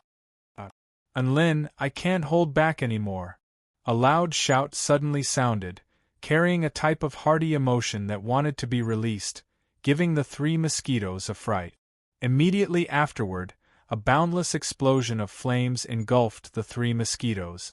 Boom! An earth-shattering boom erupted into the heavens, and the earth tremored violently. The destructive explosion pulverized the ground within a radius of over a kilometer, and the terrifying shock waves caused the earth to rise into the air. A fiery mushroom cloud finally appeared on the ground. Chapter 665. All of the students were already prepared, and they unleashed all types of defensive spell techniques in the instant that the explosion erupted. They were situated at the edge of the explosion, so they received the least amount of damage. Enlin, who was situated at the center of the explosion, was given a huge fright. Thankfully, he had the chaotic alloy brick and reacted extremely quickly, allowing him to hide behind the black brick in the instant that Big Brother Ching self-detonated. The destructive explosion came and went just as quickly. When everyone turned their eyes toward the center of the battle again, the mushroom cloud had already been destroyed by Xianyuan Cheng's spell technique. His handsome face was completely black, and his white robe was in tatters. He coughed as he made his way toward Enlin. Classmate Enlin, are you all right? Enlin poked his head out from behind the black brick. There was some dust on his face, but he wasn't injured. He shook his head. I'm fine, but are you injured, Big Brother Cheng? Xianyuan Cheng shook his head with a smile. I can still fight. Enlin's face convulsed slightly. You're still going to fight? Cough, cough, cough. Crisp cough suddenly sounded, as if someone had choked on a cloud of dust. Enlin and Xianyuan Cheng were both given a fright by this cough. They immediately turned toward an area about 10 meters away from them, upon which they discovered three unidentified red-robed figures sprawled on the ground. Who's there? Enlin immediately pulled out his evil-slaying sword at the sight of these unidentified red-robed figures. However, he suddenly felt a certain connection. This was the type of connection that he had overlooked due to his nervousness. It was a contractual connection. It's me, Holy Leader. A woman who was covered in dust, but still couldn't hide her stunning beauty, stood up from the ground and smiled with some embarrassment. Long time no see, Holy Leader. I didn't think we would meet here. Merlin also extended a greeting with a smile. That's right, Holy Leader. What a coincidence. What a splendid welcoming ceremony. Tobias chuckled awkwardly, but he was still very polite. Enlin, why are you guys here? The arrival of the three servants interrupted the competition. In the courtyard of the city lord of Huangquan City, Dabai, Xiao Chou, Su Xiaolan, and Xianyuan Cheng were looking at the three extraordinary beings before them with curiosity and excitement on their faces. Are you the blood-breeds who signed a slave contract with Enlin? Su Xiaolan's gaze swept across the three blood-breeds, and a hint of dignity appeared on her beautiful face. Yes, my name is Cassidy. Greetings, Saintess. Merlin pays his respects to the Holy Maiden. Tobias pays his respects to the Holy Maiden. When the three of them saw Su Xiaolan, they saluted at the same time. What the hell is a Saintess? Su Xiaolan's beautiful eyes widened in shock. Enlin is our holy leader, so you're naturally our holy maiden. The holy leader and holy maiden are a match made in heaven. Cassidy replied with a serious expression. A faint blush appeared on Su Xiaolan's face, and she glowered at Lin with an angry expression, as if she was blaming Lin's underling for being so direct with his words. The flying sword god massaged his brows. Speaking of which, weren't you two chosen to be the holy disciples of the blood tribe? Is it really appropriate to refer to Lin and Su Xiaolan as such? I feel like our relationship is a little messy. There was something else that he didn't say. From the way they were referring to each other, it sounded like the holy leader and holy maiden had given birth to a holy disciple. What a harmonious family. Tui, the so-called holy disciple is nothing. It's just an empty title. We only follow Master and are proud to be Master's underlings. Tobias spoke with a heroic expression. Gasp! Everyone drew a sharp intake of breath upon hearing this. Were Lin's servants all this loyal? Waves of shock surged through the flying sword god's heart as an expression of incredulity appeared on his face. These were the holy disciples of the blood tribe. They were beings who had been acknowledged by the blood patriarch, and their status in the blood tribe was comparable to that of a Dao integration stage super mighty figure. Xianyuan Qing, Su Qianyun, and the others had also heard of the legends of the holy disciples of the blood tribe, but they didn't think that the three new holy disciples would all be Lin's servants, and they viewed fame and fortune as nothing more than sh*t. Their mouths gaped open involuntarily upon seeing this, and they felt as if their horizons had been broadened. Lin spoke with a smile. In any case, it's fantastic news that you were able to become the holy disciples, so I'll have to congratulate you in advance. Cassidy's seductive eyes twinkled as she asked in a gentle voice. Then, holy leader, seeing as you've already congratulated us, would you like to give us a piece of good news as well? Merlin and Tobias' eyes lit up at the same time, and they nodded emphatically. Yes, yes, yes. That's a good idea. Lin knew what they wanted, but a hesitant expression appeared on his face. Do you know how the Dark Poison Lord died? You killed him. Cassidy didn't know why Lin was suddenly asking this, but she still made a guess after a moment of hesitation. No, he was poisoned to death by his own blood. Lin replied with a solemn expression. Cassidy, Merlin and Tobias, could it be that the Dark Poison Lord was too weak? Tobias asked with difficulty. Or maybe it's because I've become more powerful. Lin looked at the three of them with a serious expression. My blood purification ability is too powerful, so you might not be able to handle it either. Everyone fell silent again. This was a matter of life and death, so they had to consider this carefully. I think we should find a blood tribe mighty figure to test out our firepower first. Merlin spoke in a solemn voice. The Dark Poison Lord is only at the Return to Void initial stage, so we should find a mighty figure at the pinnacle of the Return to Void initial stage or Return to Void intermediate stage to test out our firepower. Tobias said, I have suitable candidates in the Divine Disc League. Lin also wanted to know what was going on with his blood, so he nodded. How about this? I'll give little Ku and little my 5 milliliters of holy blood each, and you'll give Tobias 10 milliliters of holy blood. You guys can test it out first, and you can also recruit powerful holy blood cult candidates from the blood tribe. Cassidy, Merlin, and Tobias' bodies trembled with excitement. We're willing to die for the holy leader. To be able to obtain so much divine blood was far beyond their expectations. Sword Immortal Ling Xiao, Xianyuan Qing, Su Qianyun, and the others all stared at the conversation taking place before them with dumbstruck expressions. They could understand everything that was being said, but they had no idea what they were talking about. What saint blood? What developing the downline? It sounded so high-end. By the way, holy leader, there's something else, Cassidy suddenly said. What is it? It's about Layden. He's been severely wounded and is currently recuperating on the Purple Snow Mountain. Everyone's hearts jolted upon hearing this information. It could be said that Layden was a man who had brought them nightmarish experiences.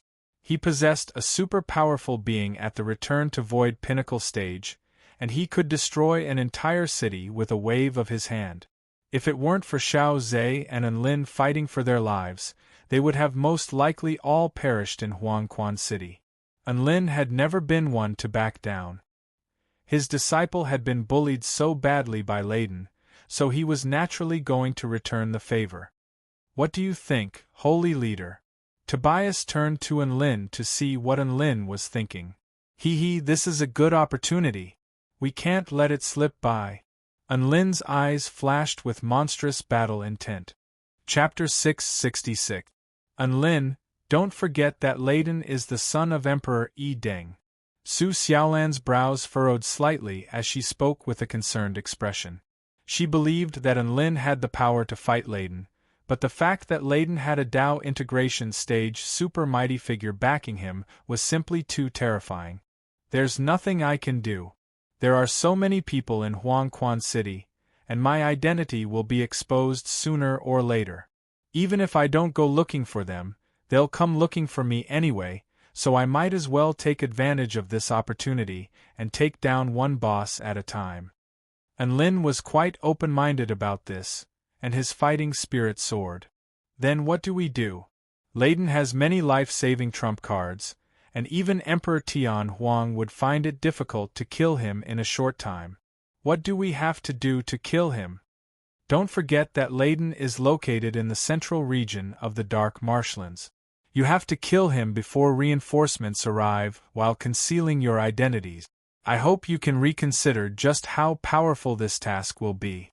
The Flying Sword God was aware of the situation, and it was exactly because of this that he didn't want Enlin to take this risk.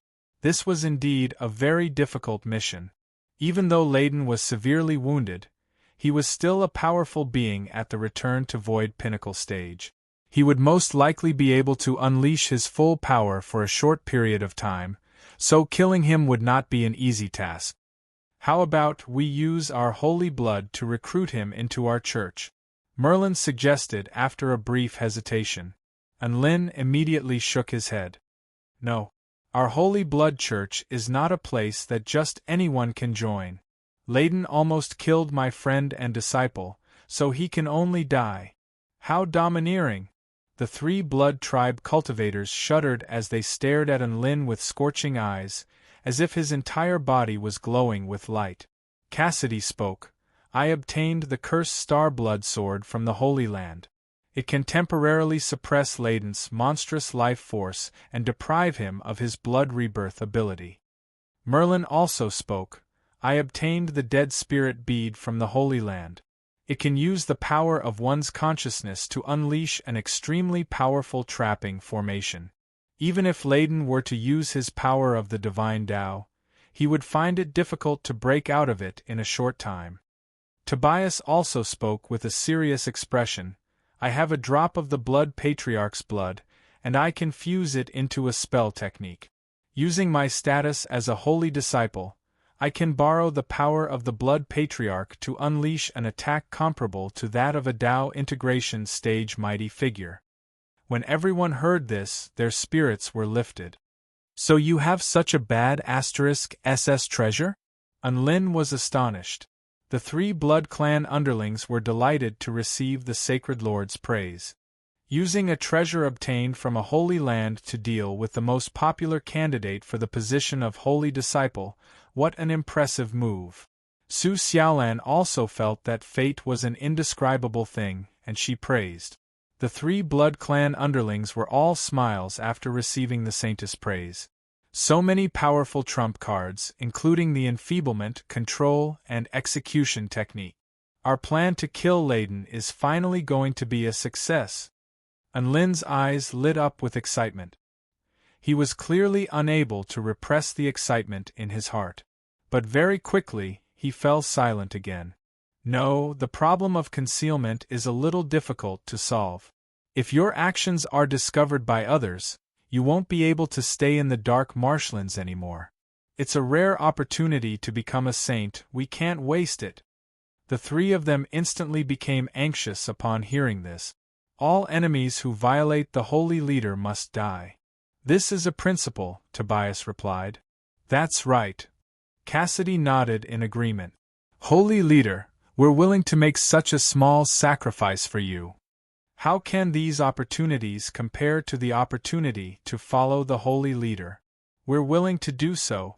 Merlin also spoke with a serious expression. And Lin didn't say anything. Just because the 3 Blood Clan underlings didn't mind, it didn't mean that he didn't mind. He knew very well what this opportunity to become a holy disciple meant to the Blood Tribe mighty figures. This was an opportunity that even Tao integration stage mighty figures would be envious of. Even if his underlings were willing to follow him to the celestial court after completing this mission, he couldn't bring himself to do so.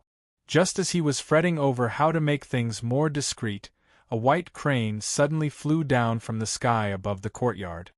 Whoosh whoosh! The cry of a crane broke the silence.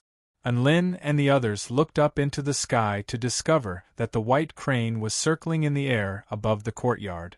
It was a graceful bird with a pristine white body.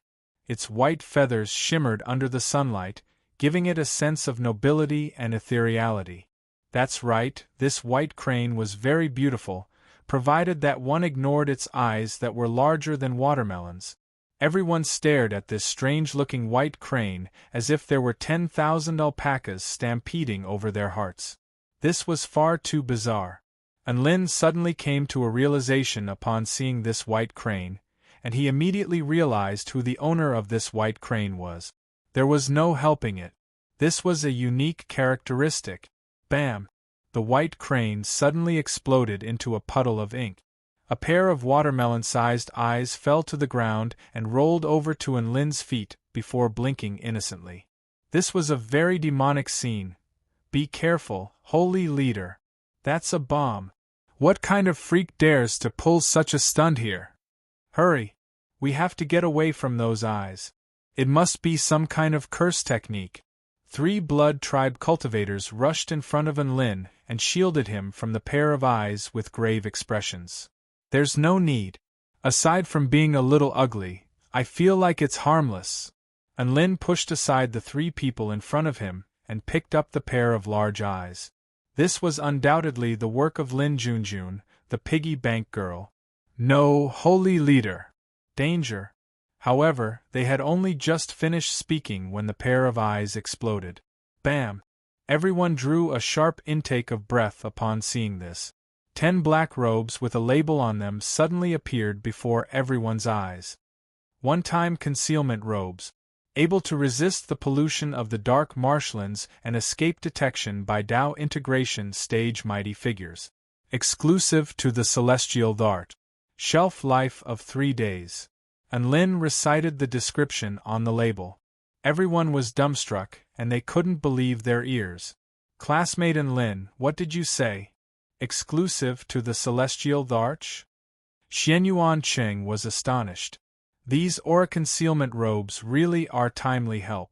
Could it be that the celestial Tharch already knows what we're trying to do? Is he really that powerful? Flying Sword God was in disbelief. At this moment, Cassidy was a little hesitant. I think our arrival must have been discovered by a certain mighty figure from your celestial court, which is why they were able to deduce this. She told everyone about her encounter with those terrifying eyes when she transformed into a mosquito.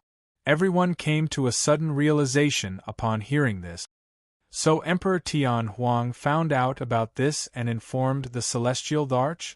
It looks like the celestial court has given their tacit approval for this operation. They're even airdropping equipment, so they must have given their tacit approval. Then should we do it? Let's do it. What's there to be afraid of? This is a rare opportunity. After a short discussion, Lin and the others came to an agreement, and the plan to assassinate Layden officially began. Chapter 667. Heavenly Courts, in a side hall of the Royal Extreme Sky Hall. A beautiful woman held a paintbrush in her hand, and a certain image on a piece of white paper slowly disappeared. Father, Lin has already obtained those stealth robes, but are you really not going to do anything?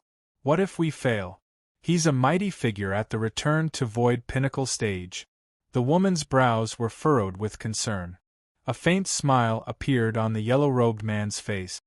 Don't worry, little Z. Don't you trust him? A faint blush appeared on the young woman's face. I'm not worried about him. Also, why should I trust him? I'm just worried that he'll die before we can obtain any information about the Purple Star ruins. The middle-aged man couldn't be bothered to respond to his daughter's explanation. It's not that we don't want to help Enlin. It's just that if a Tao integration stage true God steps in, things will become more complicated. If the Blood Tribe decides to pursue this matter, it'll only bring harm to Enlin. However, if this is a battle between juniors, then even if Leiden dies, Emperor Yi Deng won't be able to do anything about it. Of course, if Emperor Yi Deng really wants to intervene, then the Celestial Court won't be able to hold back. Has Uncle Tian Huang gone over? The woman asked. That's right.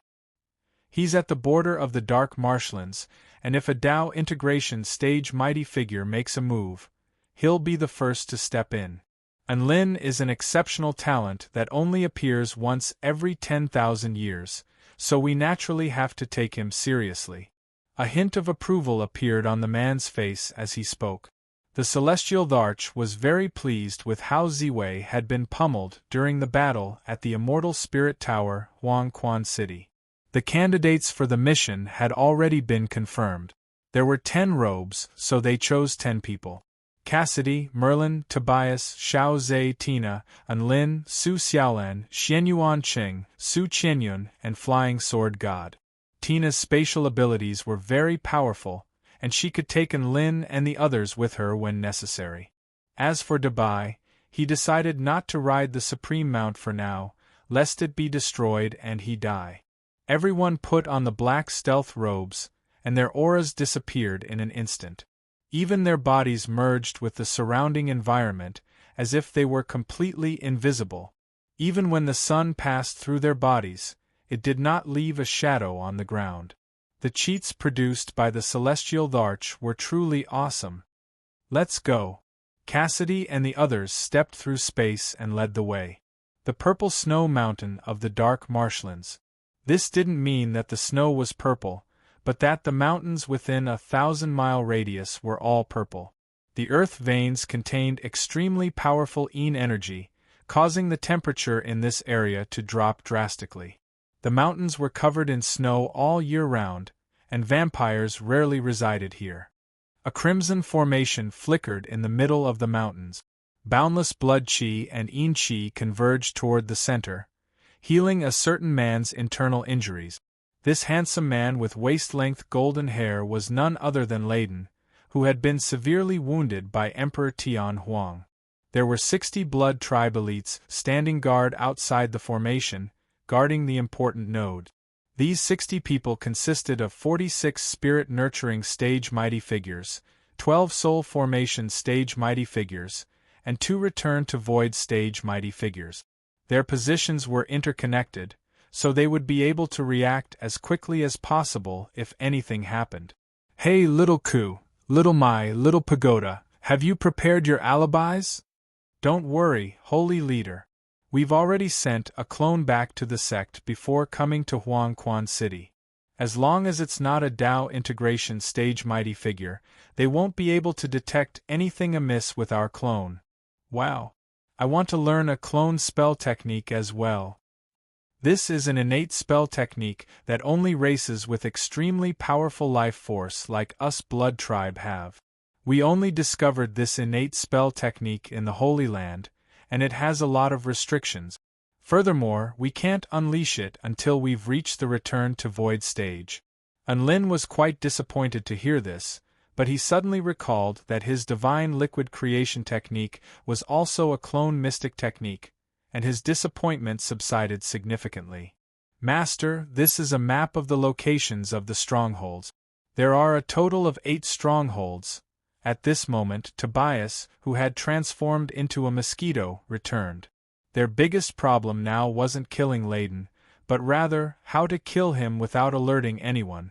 In order to achieve this, They had to kill all of the soldiers and bystanders before killing Layden in order to prevent them from alerting anyone to their whereabouts. Come, take some of my blood and smear it on your weapons. Any blood tribe cultivator below the return to void stage will die as soon as the blood touches their bodies. It's that powerful? Me too, holy leader, what a waste, I'm so sorry. Thus, Enlil sacrificed another wave of blood for this operation. After analyzing the 8 strongholds, everyone decided to kill all 60 blood tribe cultivators at the same time. At the summit of a small mountain, 15 spirit-nurturing stage blood tribe cultivators and 3 soul formation stage blood tribe cultivators were surveying their surroundings, and not a single mosquito could escape their detection within a radius of 5 kilometers. However, a mosquito slowly flew above them before suddenly transforming into Merlin's appearance.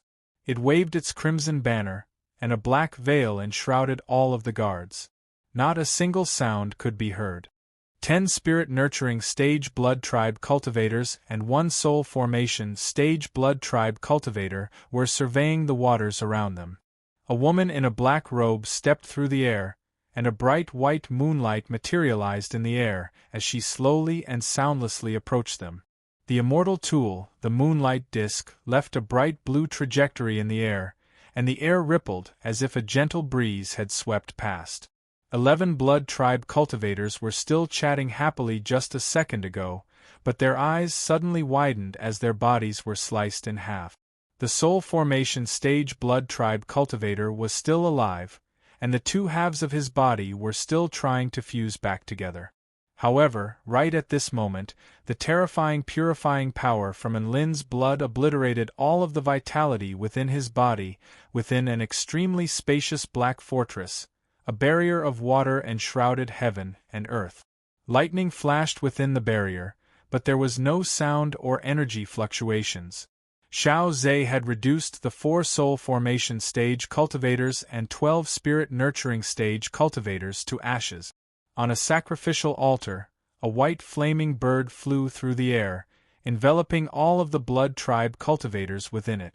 A woman in a jade dress stood on the back of the flaming bird, and her dragon sparrow sword transformed into streaks of invisible light that reduced all of the trapped blood tribe cultivators into charred black corpses. Between 2 gargantuan snowy mountains, there was a bridge that spanned between the 2 mountains. Xianyuan Qing stepped forward, and clouds and mist suddenly appeared around him, isolating him from heaven and earth. The blood tribe cultivators discovered that something was amiss, and they were just about to spring into action when heaven and earth suddenly darkened. 6 strikes of the war god, Shadow Tiger.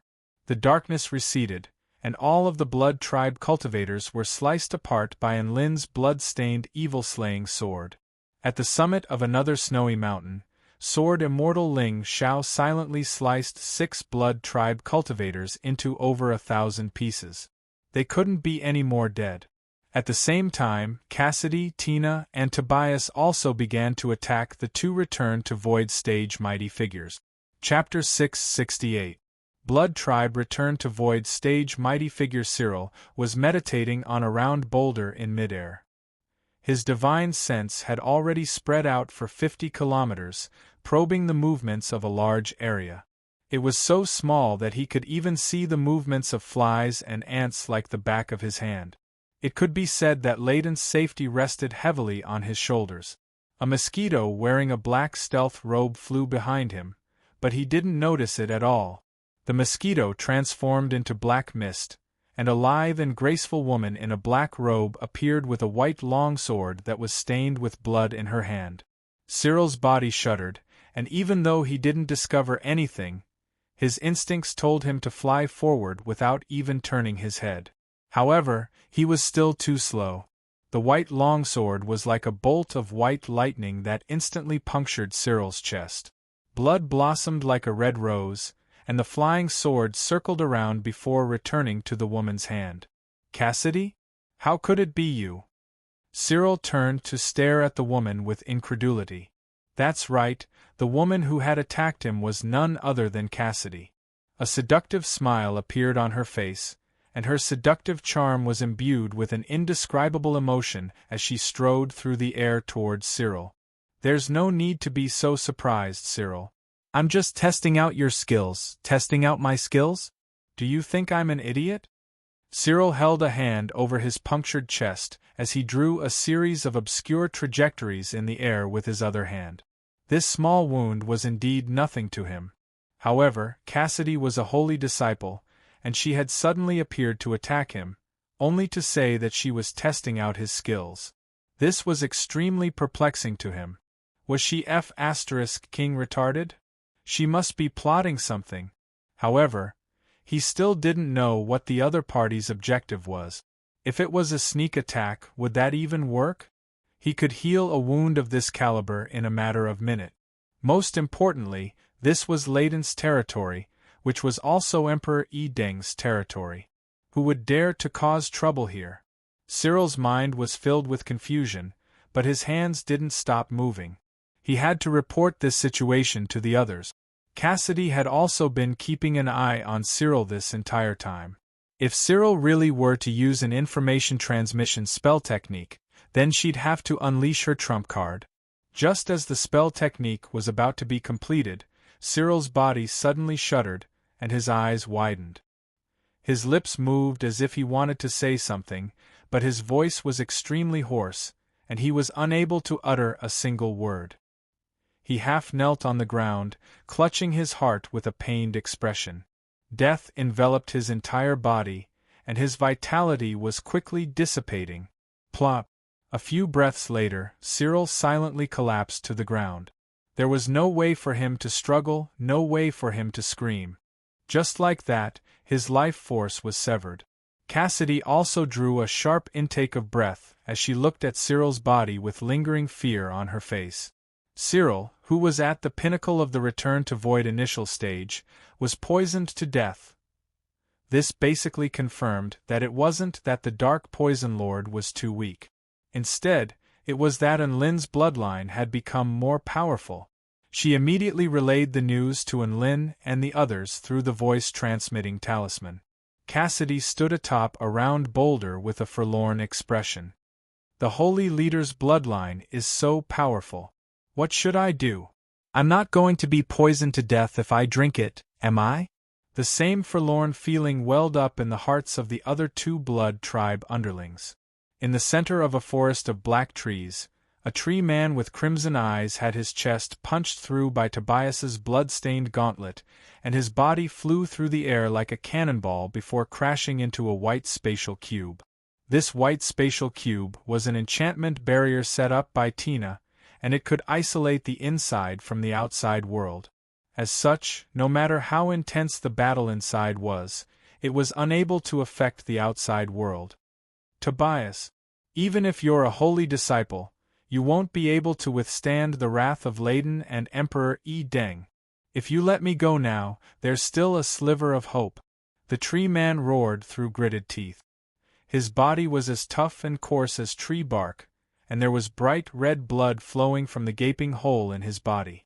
Tobias cracked his neck, and a faint smile appeared on his face. "Bryce, I can let you go, but you have to stand here and survive for the next 3 minutes." Bryce's expression faltered upon hearing this. "What do you mean?" Tobias splayed open his hands. "I mean exactly what I said. I won't attack you, but you have to stand here for 3 minutes. Tobias's words were very clear, and Bryce recognized every single word. However, he was even more confused now. What the hell was going on? What the hell was he supposed to do? Stand here for 3 minutes?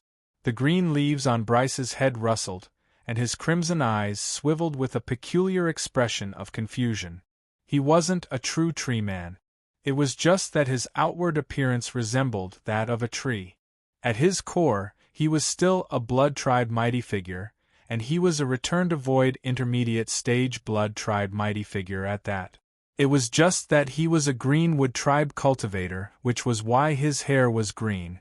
After that, Tobias really did stand on the spot. "What the hell are you guys doing?" Bryce didn't dare to get complacent, and he continued to search for a way to break out of this encirclement. His feet dug into the ground like tree roots as he began to explore the white spatial cube. Theoretically speaking, Tobias had no vendetta against him, and Tobias had no vendetta against Layden's forces. Even the battle for the holy disciple position had already concluded. Tobias was the true winner now, so there was no reason for him to attack him. Just as these thoughts were racing through his mind, the blood in his body suddenly tremored violently. An extremely peculiar energy instantly swept through his entire body, imbued with the power of great destruction. What did you do to me?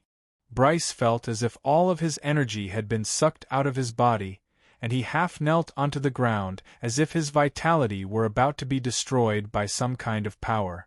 However, right at this moment, the blood in his body suddenly began to glow with vitality again. The destructive power didn't take away his life. Instead, it destroyed some kind of negative energy in his blood. Boundless vitality and life force erupted forth. All types of euphoric sensations erupted forth. Bryce opened his mouth, and he moaned involuntarily. Tobias' eyes lit up with excitement. You didn't die.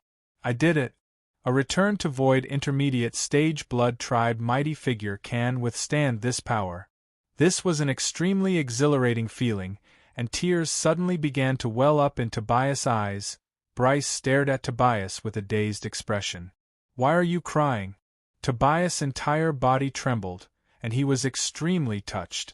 It was as if his life had been acknowledged by a mighty god. I can finally embrace you again, mighty holy blood. He excitedly relayed this earth-shattering news to Enlin and the others through his voice transmission talisman. The holy blood of the holy leader is effective on return to void intermediate stage blood tribe mighty figures above the return to void intermediate stage. Merlin and Cassidy were ecstatic to hear this. After hearing this news, Enlin immediately rushed toward Tobias's location without any hesitation. A massive weight was lifted off his shoulders, and his eyes glowed with excitement. He was going to recruit Layden's right-hand man Bryce. Chapter 669. Bryce's face was completely flushed, and he panted heavily. His grayish-green skin, which resembled tree bark, opened and closed as the lush green leaves on his head rustled, as if they were crying with elation. What did you do to me? Bryce struggled to extricate himself from the indescribable feeling of pleasure as he stared at Tobias with a scorching gaze. A faint smile appeared on Tobias' face, but he didn't say anything. Bryce was extremely perplexed, but his body was very honest, and he didn't choose to act recklessly. He couldn't forget that feeling. The boundless power of purification was able to elevate one's life to a higher level, and it was imbued with boundless vitality and possibilities. He knew that this was the greatest opportunity of his life, and he couldn't give it up. Not long after that, an unfamiliar black-robed man appeared before Bryce. The man's footsteps were calm and collected, and Bryce could sense that this was a human being from his aura. Holy Leader. Tobias extended a respectful salute. Bryce's expression shifted drastically. The exalted holy disciple Tobias was being so respectful toward a human? And he was referring to that human as the holy leader? Who the hell was this human? The man put down his hood to reveal his handsome features with a smile on his face. Hello, I am Enlin. Enlin? Bryce felt like this name was very familiar. Soon, his heart jolted violently as he exclaimed, You're the Enlin who beat Master Layden out of. Tui, you're the one who battled Master Layden in Huangquan City? That's me. Also, the power that you felt just then was a result of my blood. Cassidy, Tobias, and Merlin are all my servants, and they refer to me as their holy leader. Enlin looked at the dumbstruck Bryce with a smile as he continued, You have two choices now. The first is to establish a slave contract with me, and I can lead you to the true pinnacle of your life. The second choice is for you to die.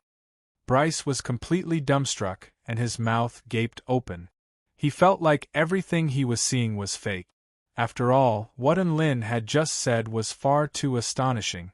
The three most respected holy sons of the blood race were actually Enlin's servants? If others were to learn of this, it would definitely create a massive stir across the entire Tai Chu continent. Tobias looked at Bryce's dumbstruck expression, and he immediately added, "Do you know why we were chosen by the Blood Patriarch as holy disciples? It's all because of the holy leader's blood. Bryce, think about it carefully." Rumble. Tobias' words instantly enlightened Bryce. Yes, if that's the case, then everything makes sense. Why had the Blood Patriarch chosen those three people in the holy disciple selection? Why had Layden suffered a crushing defeat in Huangquan City? Why had they appeared here? I understand. I understand everything. Bryce turned to Enlin, and an unprecedented light erupted from his eyes as he said, "So this is the true path. You are the true God that guides us forward. This old servant, Bryce, greets the Holy Lord." Bryce extended a respectful bow toward Enlin. He wasn't an idiot. As long as it involved the true Tao, he would do anything to obtain it, not to mention that this was a massive opportunity. He had chosen to submit to Enlin, regardless of whether it was his body or his soul. Bryce knew very well that this was not just his choice. This was also the choice of the Blood Patriarch. Enlin nodded with a gratified expression. "Not bad. It looks like you know what's truly important." Enlin and Bryce established a slave contract very smoothly. Due to Bryce's submission, Enlin gathered everyone and changed the plan again. Su Xiaolan, Xianyuan Cheng, and the others arrived beside Enlin, and they were once again thrown into disarray by the sight of the return to Void Intermediate stage Bryce fawning over Enlin. "Enlin, you swindled another underling?" Su Xiaolan's eyes widened with shock. She felt like she had underestimated Enlin's efficiency in recruiting underlings. "How could you say that I swindled a cultivator?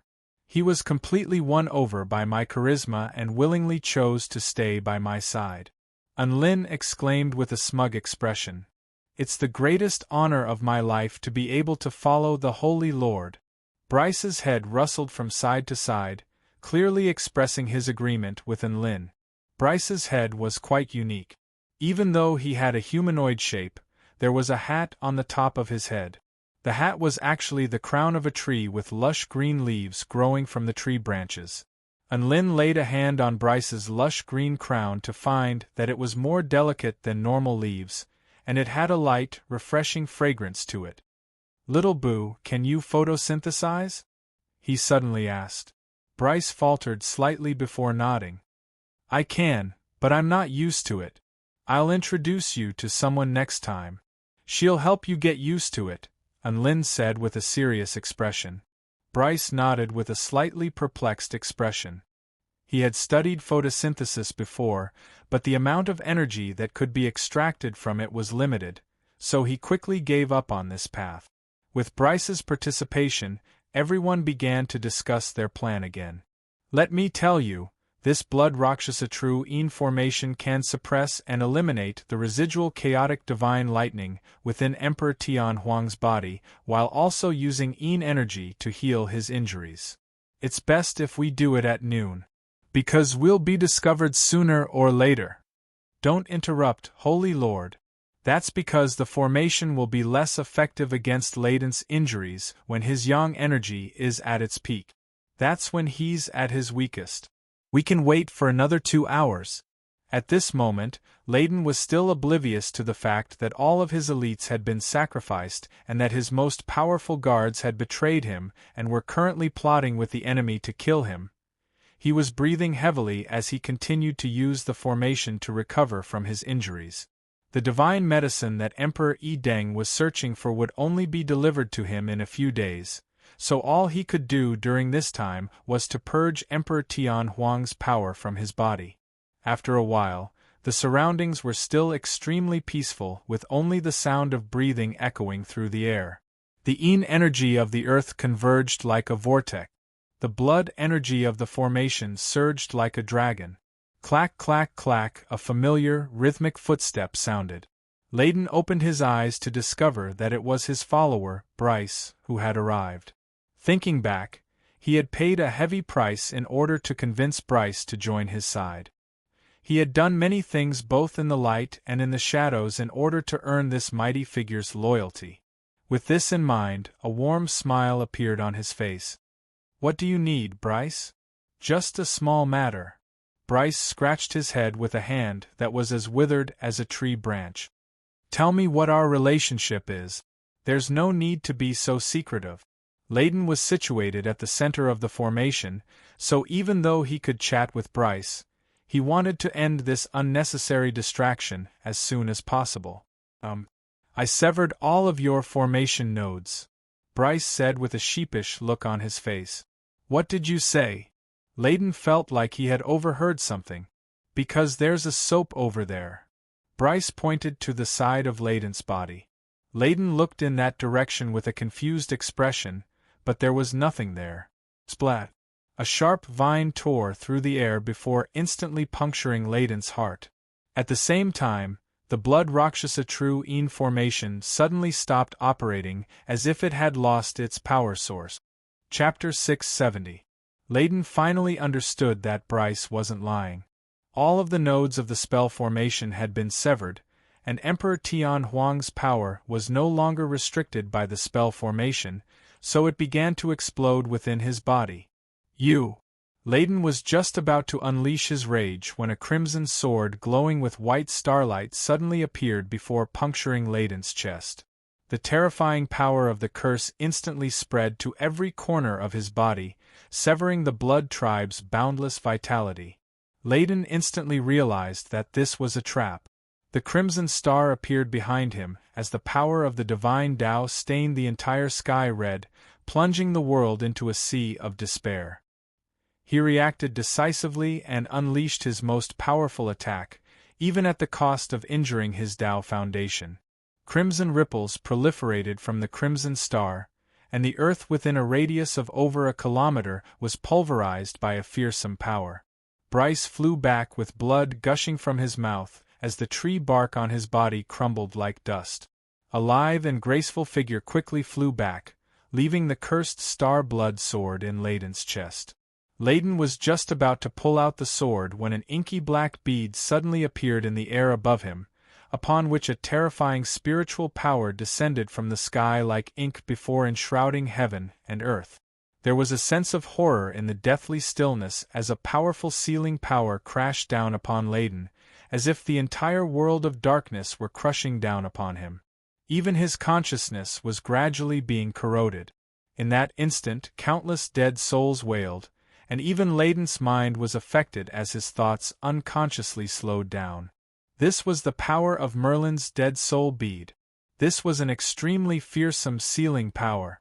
Layden reached out to pull out the crimson sword in his chest, only to find that the sword was already fused to his flesh and blood, so he wouldn't be able to pull it out in a short time.